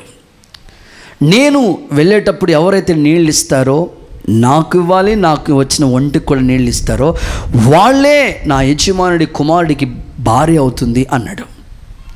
ఆశ్చర్యము, ఈ రెబెకా అనే సహోదరి ఈ యొక్క ఎలియాజరు వెళ్ళిన తర్వాత ఎప్పుడైతే ఎలియాజర్ని చూసిందో ఆమె చెప్తున్న మాటలు చూడండి. బైబిల్ గ్రంథంలో మీకు చదివిస్తాను. ఆదికాండము 24వ అధ్యాయం 25వ వచనం చూడండి ఒకసారి. ఆదికాండము 24వ అధ్యాయం 25వ వచనం. మరియు ఆమె, మా యొద్ద చాలా గడ్డియు మేతయు రాత్రి బస చేయుటకు స్థలమును ఉన్నవనగా. చాలండి, రెబెకా చెప్తుంది మా యొద్ద చాలా మేత ఉన్నది, ఉండడానికి కూడా స్థలం ఉంది, బస చేయడానికి కూడా మా దగ్గర స్థలం ఉందని చెప్పింది. చూడండి, ఇక్కడ మనం నేర్చుకోవాల్సిన అద్భుతమైన పాఠం ఏమిటంటే అబ్రహాము మన తండ్రి అయిన దేవునికి సాదృశ్యంగా ఉన్నాడు. బైబిల్ గ్రంథంలో ఎలియాజరు పరిశుద్ధాత్మనికి సాదృశ్యంగా ఉన్నాడు. ఇస్సాకు పెండ్లి కుమారుడిగా సిద్ధపరుచున్న యేసుక్రీస్తు ప్రభుకి సాదృశ్యంగా ఉన్నాడు. రెబెకా వధువు సంఘంగా పిలువబడుతున్న సంఘానికి సాదృశ్యంగా ఉంది. ఇప్పుడు ఎలియాజరు అనే పరిశుద్ధాత్ముడు రెబెకా దగ్గరికి వెళ్ళి మాట్లాడుతున్నప్పుడు ఆమె చెప్తున్న మాట ఏంటో తెలుసా? మా యొద్ద బలమైన చాలా మేత ఉన్నది అని చెప్తుంది. ఈరోజు నేను అడుగుతున్నాను మిమ్మల్ని, మీ దగ్గర బలమైన మేత ఉందా? నువ్వు వింటున్న వాక్యం నీ గుండెల్లో స్టోరేజ్ చేసుకుంటున్నావా? వాక్యము మీ హృదయంలో సమృద్ధిగా నివసింప చేయండి. ఆమె చెప్తుంది మా యొద్ద బలమైన చాలా మేత ఉందని చెప్తుంది సాక్ష్యం. సంఘం ఎప్పుడు కూడా అద్భుతమైన వాక్కులతో నింపబడాలి. అందుకే పరిశుద్ధాత్మ ప్రేరణతో ప్రతిరోజు నేను మీకు వాక్యం ఎందుకు పంపిస్తున్నానంటే ప్రతిరోజు మనం, అందుకే మనుదిన ఆహారం నేడు మాకు దయచేయమని భక్తులు ప్రార్థన చేశారు. మీరు ప్రతిరోజు ఎలాగైతే ఆహారం తింటున్నారో మీ జీవం, మీ ఆత్మీయ ఆహారమైన దేవుని వాక్యం ఒక 10-15 నిమిషాలు, ఒక షార్ట్ మెసేజ్, ఒక 20 నిమిషాలు వాక్యం మీకు అందజేయబడుతున్నప్పుడు ఆ వాక్యాన్ని ఎందుకు మీరు నిర్లక్ష్యంగా ఉంటున్నారు? ప్రతిరోజు ఆ వాక్యం మీకు యోధాపత్రిక, దేవుడు మహాకృపను బట్టి జూన్ జూలై ఆ 2 నెలల్లో యోధాపత్రిక అయిపోయింది. ఆగస్టులో యోహాను మొదటి పత్రిక ప్రారంభించాం, అప్పుడే ఒక అధ్యాయం అయిపోయింది. చాలా మంది ఒక నోట్స్ తీసుకుని ప్రతిరోజు చెప్తున్న వాక్యాలు డైరీలో రాస్తున్నారు. ఆత్మీయంగా వాక్యము వాళ్ళ హృదయంలో నింపుకుంటున్నారు. వాక్యం చేత వాళ్ళు బలవంతులు అవుతున్నారు. మరికొంతమంది అసలు వాక్యమే వినలేని వారిగా, వాక్యం మీద అశ్రద్ధ కలిగిన వారిగా ఉంటున్నారు. పిల్లరా, మన దగ్గర బలమైన ఆహారం, సమృద్ధి అయిన మేత మనకుంటే మనం ప్రభువులో ఎంతో బలవంతులుగా మార్చబడతాం. శత్రువు అయిన సాతాన్ని జయించడానికి కావలసిన సామర్థ్యం దేవుడు మనకిస్తాడు. ఈ కర్మేలు అనుభవం బలమైన ఆహారం దొరికే స్థలంగా కనబడుతుంది. నీ ఆత్మ సంబంధమైన జీవితాలు నువ్వు వింటున్న వాక్యం అనేకులకి షేర్ చేస్తూ, అనేకులకి పంచుతూ, వాళ్ళు బలహీనం కాకుండా వాళ్ళని ప్రభువులో బలవంతులుగా తీర్చిదిద్దటానికి, దేవునిలో వాక్యం చేత బలవంతుడిగా నువ్వు మార్చబడటానికి సిద్ధపడు. ఎందుకంటే రాబోతున్న ఆ ప్రభు రాకడ దినాలలో మనం సిద్ధపడాలి. అనేకులు సిద్ధపరచాలంటే ఖచ్చితంగా దేవుని వాక్యం రాబోతున్న దినాల్లో కొరవైపోతుందట. ఆమోసు ప్రవక్త చెప్పాడు కదా, రాబోతున్న దినాల్లో వాక్యం కొదువైపోతుంది. సముద్రం ఆ చివరి నుంచి ఈ చివరి వరకు ప్రజలు చూస్తారండి, ఎదురు చూస్తారంట. వాక్యం చెప్పే వాళ్ళు ఎవరైనా ఉంటారేమని. ఎవ్వరు కనబడరు, దొరకరు. కనుక ఆలోచించి అన్వేషించవలసిన మాట ఏమిటంటే దేవుని వాక్యం మీ జీవితానికి ప్రభావితాన్ని కలిగించే మాటలు దేవుడు మీకు అందిస్తూ ఉండగా, వాక్యం వినడానికి, వాక్యాన్ని మీ హృదయంలో స్టోరేజ్ చేసుకోవటానికి, వాక్యం మేత ద్వారా మీరు మరింతగా బలం తెచ్చుకోవటానికి మీ జీవితం మరింతగా ప్రభువులో బలపడటానికి అలాంటి శ్రేష్టమైన కృప దేవుడు మీకు ఇవ్వాలని, కర్మేలో అనుభవంలో మీరు బలమైన ఆహారం మీరు సంపాదించుకోవాలని మనస్ఫూర్తిగా నేను కోరుకుంటున్నాను. ఇక 3వ అనుభవాలు మీకు చెప్పాను. ఇక 4వ సందర్భాన్ని కూడా నేను మీకు జ్ఞాపకం చేస్తాను ప్రియులారా. చదవండి. 4వదిగా కర్మేల్లో ఎలాంటి అనుభవాలు ఉన్నాయి అని అంటే, బైబిల్ గ్రంథంలో సమూయేలు మొదటి పుస్తకం 25వ అధ్యాయం 7వ వాక్యం చదువుకుందాం. నీ యొద్ద గొర్రెల బొచ్చు కత్తిరించు వారున్నారని సంగతి నాకు వినబడెను. నీ గొర్రెల కాపరులు మా దగ్గర నుండగా మేము వారికి ఏ కీడు చేసి ఉండలేదు. వారు కర్మేలులో ఉన్నంత కాలం వారేదియూ పోగొట్టుకోలేదు. చాలండి, చదవబడిన ఈ మాటలో 4వది ఏమీయూ పోగొట్టుకోలేని స్థలం. వారు కర్మేల్లో ఉన్నంత కాలం ఏమీ పోగొట్టుకోలేదంట. కనుక ఆత్మీయంగా ఆలోచించవలసిన అద్భుతమైన విషయం ఏమిటంటే, మీరు కర్మేలు అనే దేవుని సంఘం, కర్మేలు అనే దేవుని తోట, దేవుని మందిరం అని పిలువబడుతున్న ఆ స్థలంలో ఏది పోగొట్టుకోలేని అనుభవం ఖచ్చితంగా దేవుడు మీకు అనుగ్రహించునుగాక నేను కోరుకుంటున్నాను. చాలామంది ఆత్మీయ జీవితంలో ఎన్నో పోగొట్టేసుకుంటున్నారు.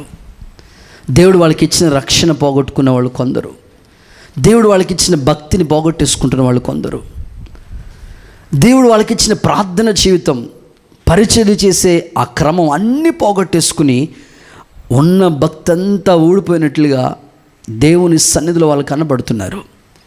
కర్మేల్లో ఏ అనుభవాలు ఉన్నాయో తెలుసా? నీ శిరస్సు కర్మేలు పర్వత రూపంగా మార్చబడటానికి వారు ఏమీ పోగొట్టుకోలేదట.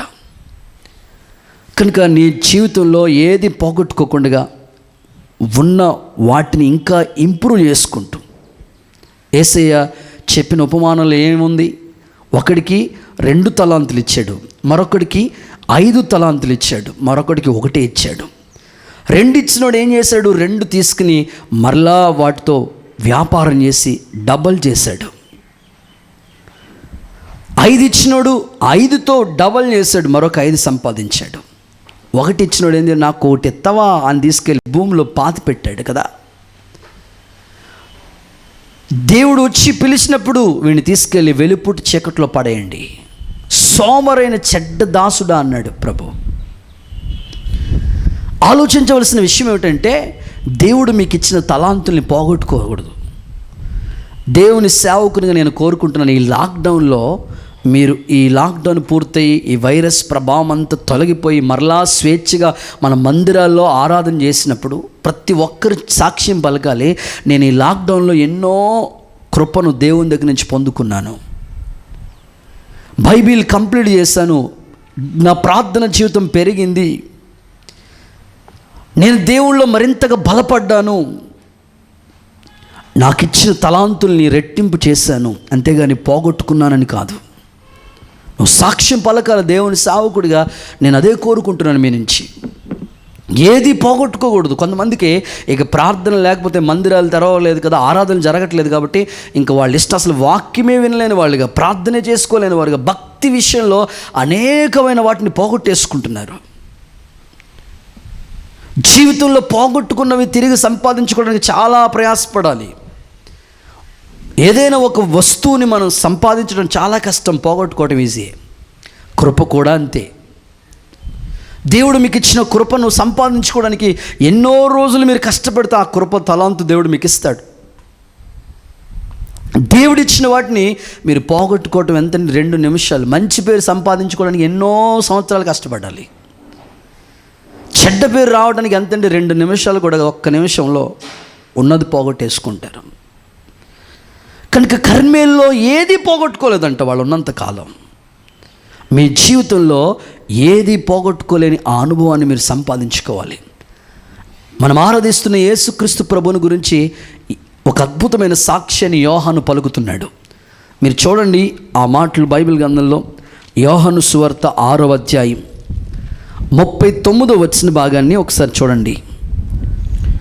ఆయన నాకు అనుగ్రహించిన దాని అంతటిలో నేను ఏమీ పోగొట్టుకొనలక అంత్య దినమున. చాలండి, నేనేమి పోగొట్టుకోలేదు. దేవుడు నాకు అనుగ్రహించిన వాటిలో ఏది నేను పోగొట్టుకోలేదు. యేసుక్రీస్తు ప్రభు తండ్రి అయిన దేవుడిని ఎదుట చెప్తున్న సాక్ష్యం ఇది. ఆయన నాకు అనుగ్రహించిన కృపల్లో ఏది నేను పోగొట్టుకోలేదు. ఈరోజు నువ్వు ఒక్కసారి ప్రశ్నించుకో. ఈ 5 నెలలు లాక్డౌన్లో నీ భక్తి ఎంతగా దిగజారిపోయింది, ఎంతగా పెరిగింది? నువ్వు దేవుళ్ళు ఎంతగా డెవలప్ అయ్యావు? ఏదైనా పోగొట్టుకున్న స్థితి ఉందా? కొంతమంది స్నేహితుల్ని పోగొట్టుకుంటారు, బంధువుల్ని పోగొట్టుకుంటారు, ఆస్తుల్ని పోగొట్టుకుంటారు, ఐశ్వర్యాన్ని పోగొట్టుకుంటారు, డాక్యుమెంట్స్ పోగొట్టుకుంటారు, కొంతమంది సెల్ ఫోన్లు, విలువైన వస్తువులు పోగొట్టేసుకుంటుంటారు, కొంతమంది ఇంటి తాళాలు పోగొట్టుకుంటారు. ఇలాగ ఏదో ఒక వస్తువుని మీరు పోగొట్టుకుంటూ ఉన్నారు. ఇదిగో కర్మేల అనుభవం ఏంటంటే ఏది పోగొట్టుకోకుండా వాటిని భద్రంగా కాపాడే అనుభవం కర్మేల్లో ఉన్నది. ఆదాము అవ్వల జీవితం చూడు. ఏదేనో అనేది సౌఖ్యం కలిగిన స్థలంలో దేవుడు వారిని పెడితే వాళ్ళకి దేవుడు ప్రతిరోజు వచ్చి మాట్లాడుతూ ఉండేవాళ్ళు. ఇప్పుడు మరలా ఆదామాని పిలిచాడు.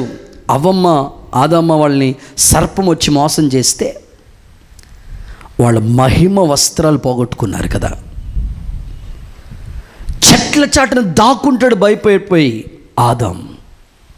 ఆదాం ఏమైంది? ఇంకేమవుతుంది? పోగొట్టుకున్నాను. ఆలోచించండి. మీ వ్యక్తిగత జీవితంలో ఎన్నో పోగొట్టేసుకుంటున్నారు. కర్మేల్లో ఏది పోగొట్టుకోరు. కర్మేల అనుభవాలు ఏది పోగొట్టుకోరు వాళ్ళు. బైబిల్ గ్రంథంలో ఇలా చెప్పుకుంటూ వెళ్తే ఎంతోమంది మనకి బైబిల్లో భక్తులు వాళ్ళు పోగొట్టుకున్న సందర్భాలు మనకు కనబడతాయి.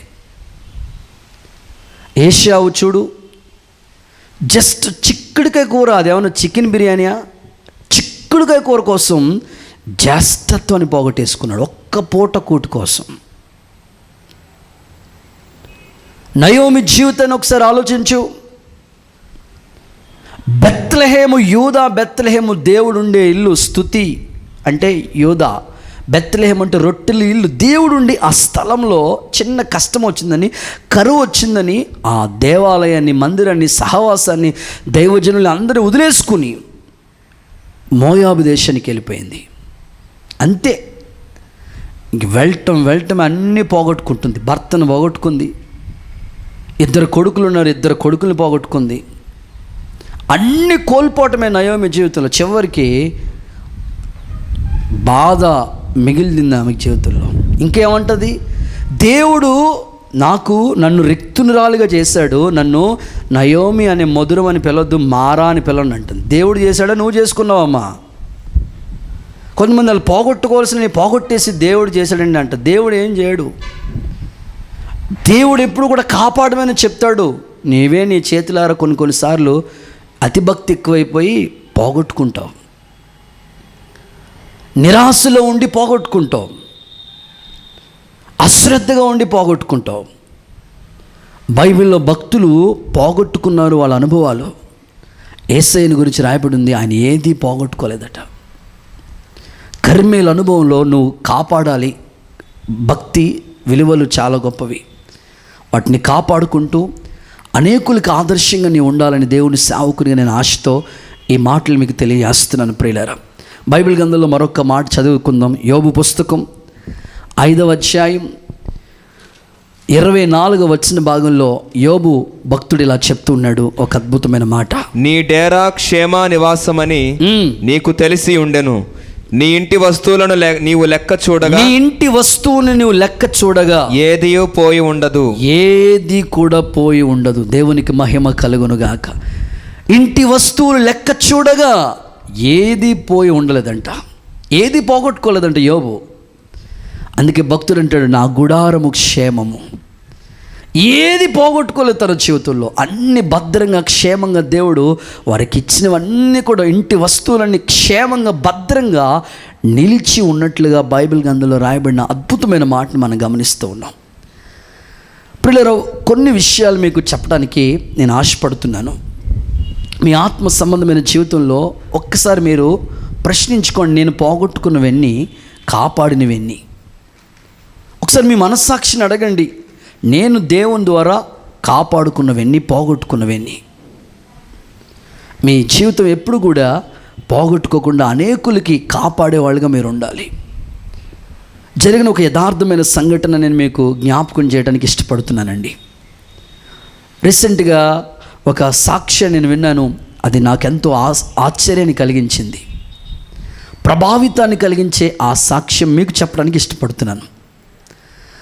అది అమెరికా దేశంలో ఒక అద్భుతమైన మిషనరీ సేవ చేసిన ఒక ఆమె ఉంది. ఈమె బలమైన సేవ చేసింది, బలమైన సాక్ష్యం కలిగి ఉంది.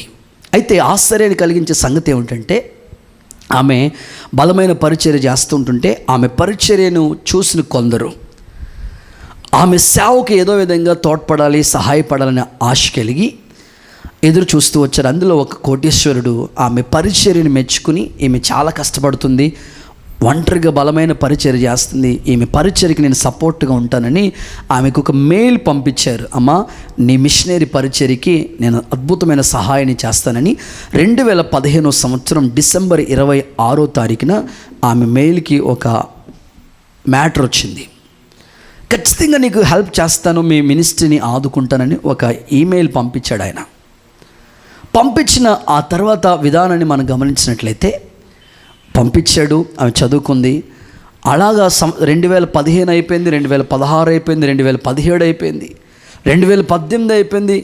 ఎక్కడ ఆయన పంపించిన ఆ షిప్లో వస్తాయేమో అనుకుంటుంటే ఎన్ని రోజులు చెక్ చేసుకున్న మెయిల్లో చూసుకుంటే వచ్చేవి కాదు, ఫోన్ కాల్ వచ్చేది కాదు. అట్లా చూస్తుంటుంటే 2019 సంవత్సరంలో మరలా మెయిల్కి ఒక చిన్న మెసేజ్ వచ్చింది. అమ్మ, నేను మీకు పంపించడం జరిగింది, షిప్లో అవి వస్తూ ఉన్నాయి, కొంచెం ఆలస్యమైంది అని. సెప్టెంబర్లో వచ్చినాయి అవి, అన్నీ వెరిఫికేషన్ అంతా చేశారు. చేసిన తర్వాత ఈమెకి అందటానికి కోసం వాళ్ళు అన్నారు, మరలా ఈ వీటికి చాలా వెరిఫికేషన్ ఉందండి, అంత త్వరగా ఇవ్వమండి అని. అట్లా లేట్ అయిపోయి చివరికి మార్చి నెల 2020 మార్చి నెల వచ్చేసింది. మార్చి నెల వచ్చిన తర్వాత ఆమె ఫోన్ కాల్ వచ్చింది, మెయిల్కి SMS మెసేజ్ వచ్చింది. వెళ్ళి చెక్ చేసుకున్నారు. అమ్మ, మీకు మెయిల్ ఐడికి వచ్చింది, ఒకసారి మీరు వచ్చి తీసుకోండి అని. 5 సంవత్సరాల తర్వాత ఏంటి ఇంకే వస్తాయిలే రావని హోప్స్ అన్నీ వదిలేసుకుంది ఆమెకి. ఇంకే నిరాశ అయిపోయింది. 5 సంవత్సరాల తర్వాత ఆమె ఆ 2015లో వచ్చిన మెయిల్ 2020లో అంటే మొన్న మార్చి నెలలో ఆ ఆఫీస్కి వెళ్ళి ఆమె చెక్ చేసుకున్న తర్వాత చూస్తే వాళ్ళు ఫోన్ చేశారు, మీరు 2-3 లారీలు తెచ్చుకోండి అని. వెళ్ళి చెక్ చేసిన తర్వాత వాళ్ళు చెప్తున్నారు, అవన్నీ పార్సిల్స్ అన్ని ఓపెన్ చేసి చూస్తే 50,000 మాస్కులు ఉన్నాయంట, 40,000 శానిటైజర్ బాటిల్స్ ఉన్నాయంట, తర్వాత ఆక్సిజన్ బాటిల్స్ ఉన్నాయంట. ఇవన్నీ లారీలు, ఇవన్నీ నాకెందుకు అని ఆశ్చర్యపడి, సరేలే వచ్చినాయి కదా అనుకుని అవి తీసుకుని ఆమె జాగ్రత్తగా ఇంటికి తీసుకెళ్ళినప్పుడు చూస్తే, సరేలే నా పరిచర్య ద్వారా నేను ఏదైనా ట్రాక్స్ పంపిస్తారేమో, ఏమైనా పంపిస్తే ఇతరులకి పంచుదాం అనుకున్నారు అని ఆలోచించింది. ప్రస్తుతం ఆ 2020 మార్చి నెలకు వచ్చినప్పటికీ కరోనా విజృంభించి విస్తరించిపోయింది. అయితే ఆమెకి వచ్చిన ఆ సహాయం ఇంచుమించు 19 హాస్పిటల్స్కి అవన్నీ పంపించిందంట. గట్టిగా చప్పట్లు కొడుతూ యేసయ్యకి మహిమ చెల్లిద్దాం. నేను అనుకుంటున్నాను, ఈ సంగతి నేను మీకు ఎందుకు చెప్పానంటే, ఆమెకు వచ్చిన దాంతో 19 మంది హాస్పిటల్స్కి బాధల్లో ఉన్న వాళ్ళకి ఆ మిషనరీ పరిచర్య ద్వారా ఆమె సహకరించింది. నేను అనుకుంటాను ఆమె జీవితంలో ఏది పోగొట్టుకోలేదు కనుకునే దేవుడు ఆమెకు అన్నీ అనుగ్రహించాడు. 10 మందికి ఉపకారం చేసి ఆమె జీవితం మారిపోయింది. కర్మేలు పర్వతం మనకి నేర్పిస్తున్న పాఠం ఏమిటంటే, కర్మేల్లో ఉన్నంత వరకు ఏది పోగొట్టుకోవు, నువ్వు అనేకమైనవి కలిగి ఉంటావు, ఇతరులకి సహాయకుడిగా మారిపోతావు. ఈ కృపాభాగ్యం దేవుడు నీకు అనుగ్రహించాలని నేను కోరుకుంటున్నాను. ఇక చివరి మాట, 5వ అనుభవాన్ని చెప్పి నేను మీకోసం ప్రార్థన చేయాలని ఆశపడుతున్నాను. 5వదిగా కర్మేల్లో ఎలాంటి అనుభవాలు ఉన్నాయి అని అంటే, బైబిల్ గ్రంథంలో మనం చూద్దాం. యెషయా ప్రవచన గ్రంథం 35వ అధ్యాయం 2వ వచన భాగాన్ని భక్తులు చదువుతారు.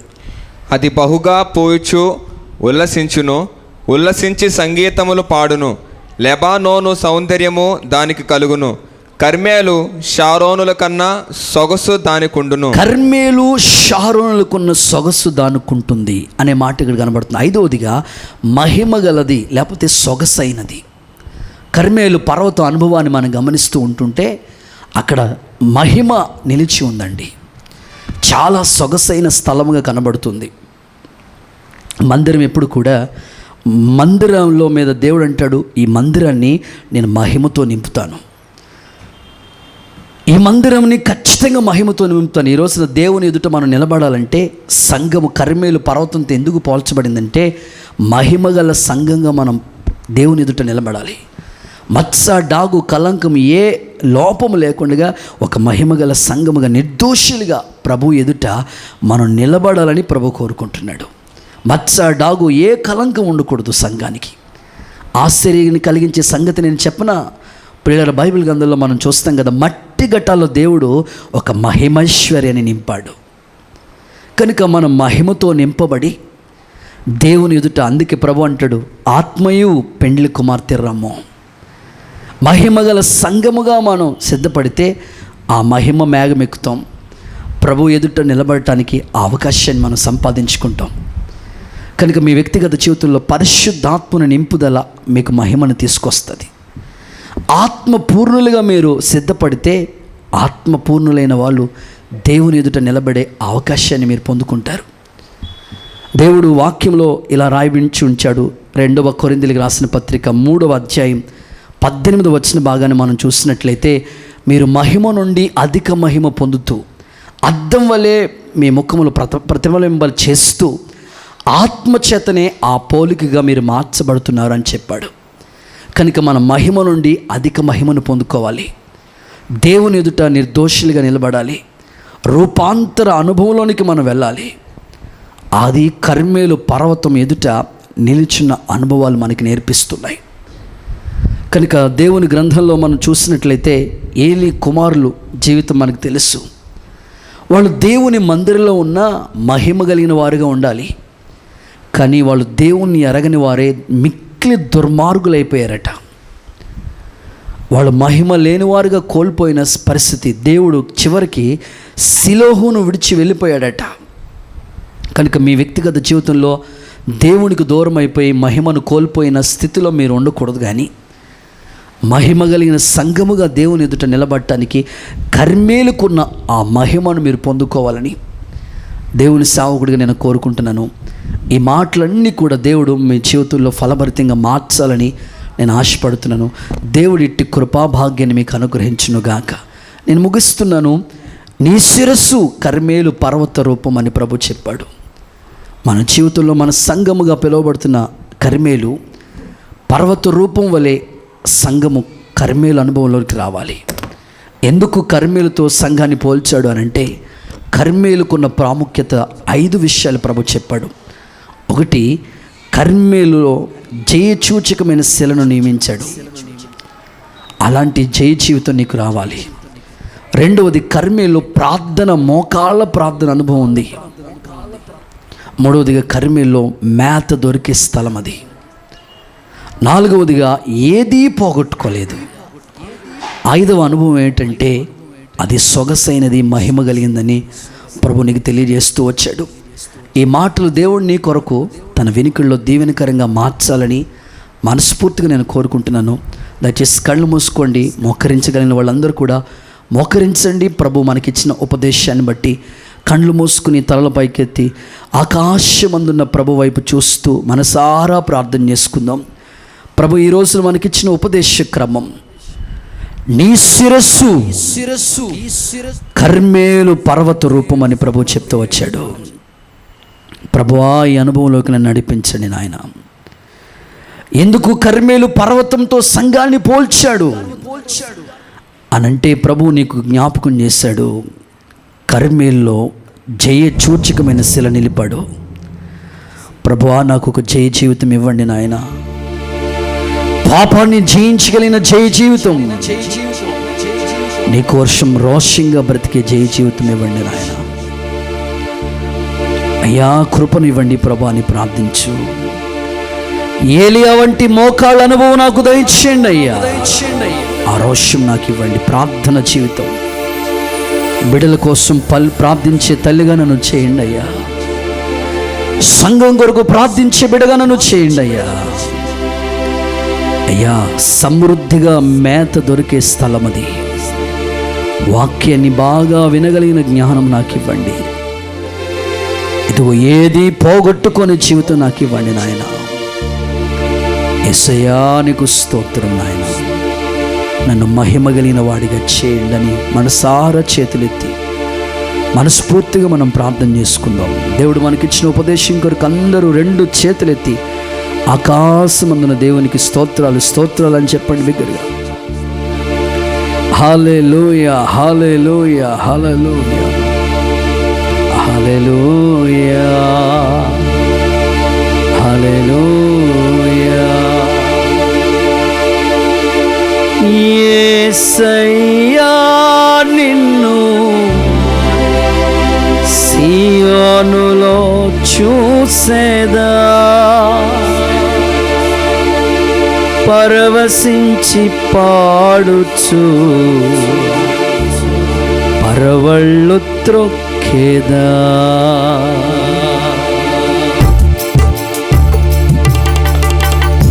సర్వాంగ సుందర సద్గుణ శేఖర యేసయ్యా నిన్ను సియోనులో చూసేదా, యేసయ్యా నిన్ను సియోనులో చూసేదా, పరవశించి పాడుచు పరవళ్ళు త్రొక్కేదా, పరవశించి పాడుచు పరవళ్ళు త్రొక్కేదా. ప్రార్థన పూర్వకంగా సిద్ధపడదాం, తీర్మానం చేసుకుందాం.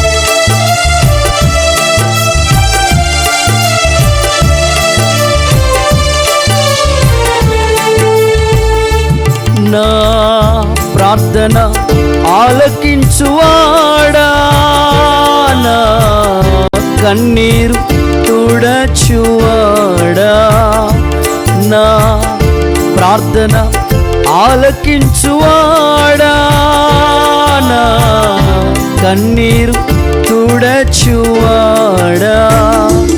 నా నిందలన్నిటిలో యెహోషాపాతువై నాకు జయధ్వజమైతివా, నా నిందలన్నిటిలో ఇమ్మానుయేలువై నాకు తోడై నిలచితివా.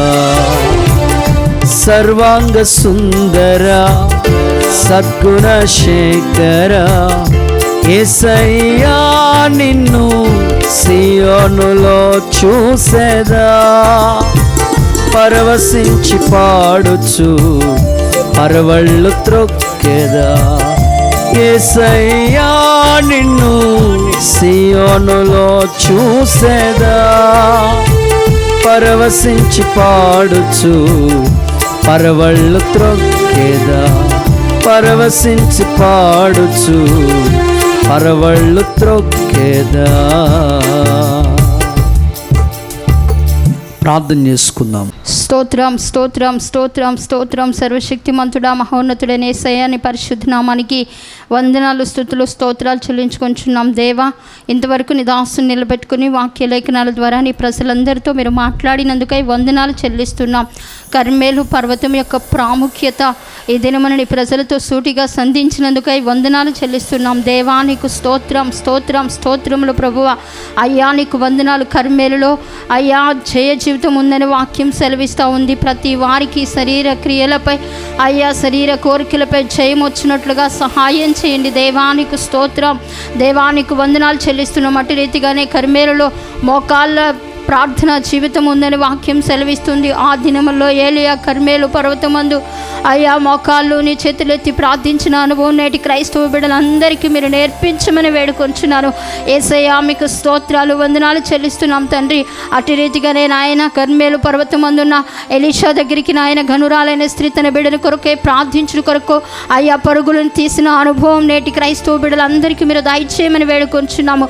యేసయ్యా మీకు స్తోత్రం. కర్మేలు పర్వతం నాయన సొగసైనదని వాక్యం సెలవిస్తూ ఉంది తండ్రి. మహిమగల సంగముగా ప్రతి వారిని మీరు మలచమని వేడుకొంచున్నాము. అయ్యా వారు కర్మేలులో ఉన్నంత కాలము ఏది కూడా పోగొట్టుకొని లేదు యేసయ్యా.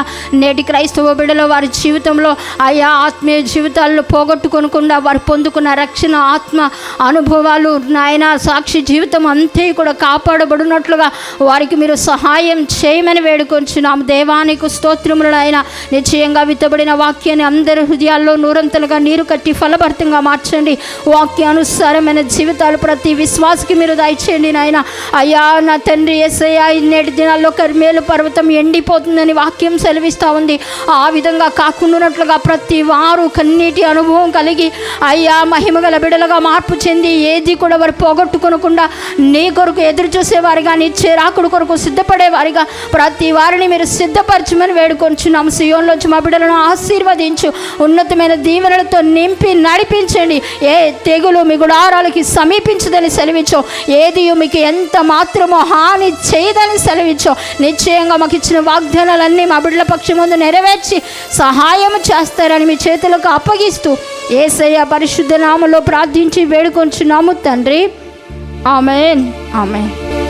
మన ప్రభు అయిన యేసుక్రీస్తు కృప, తండ్రిన దేవుని ప్రేమ, పరిశుద్ధాత్ముని అన్యోన్య సహవాసం సదాకాలం తోడై ఆయన రాకడ కొరకు సిద్ధపరచునుగాక. ఆమేన్. ఆమేన్. ఆమేన్. ఆమేన్.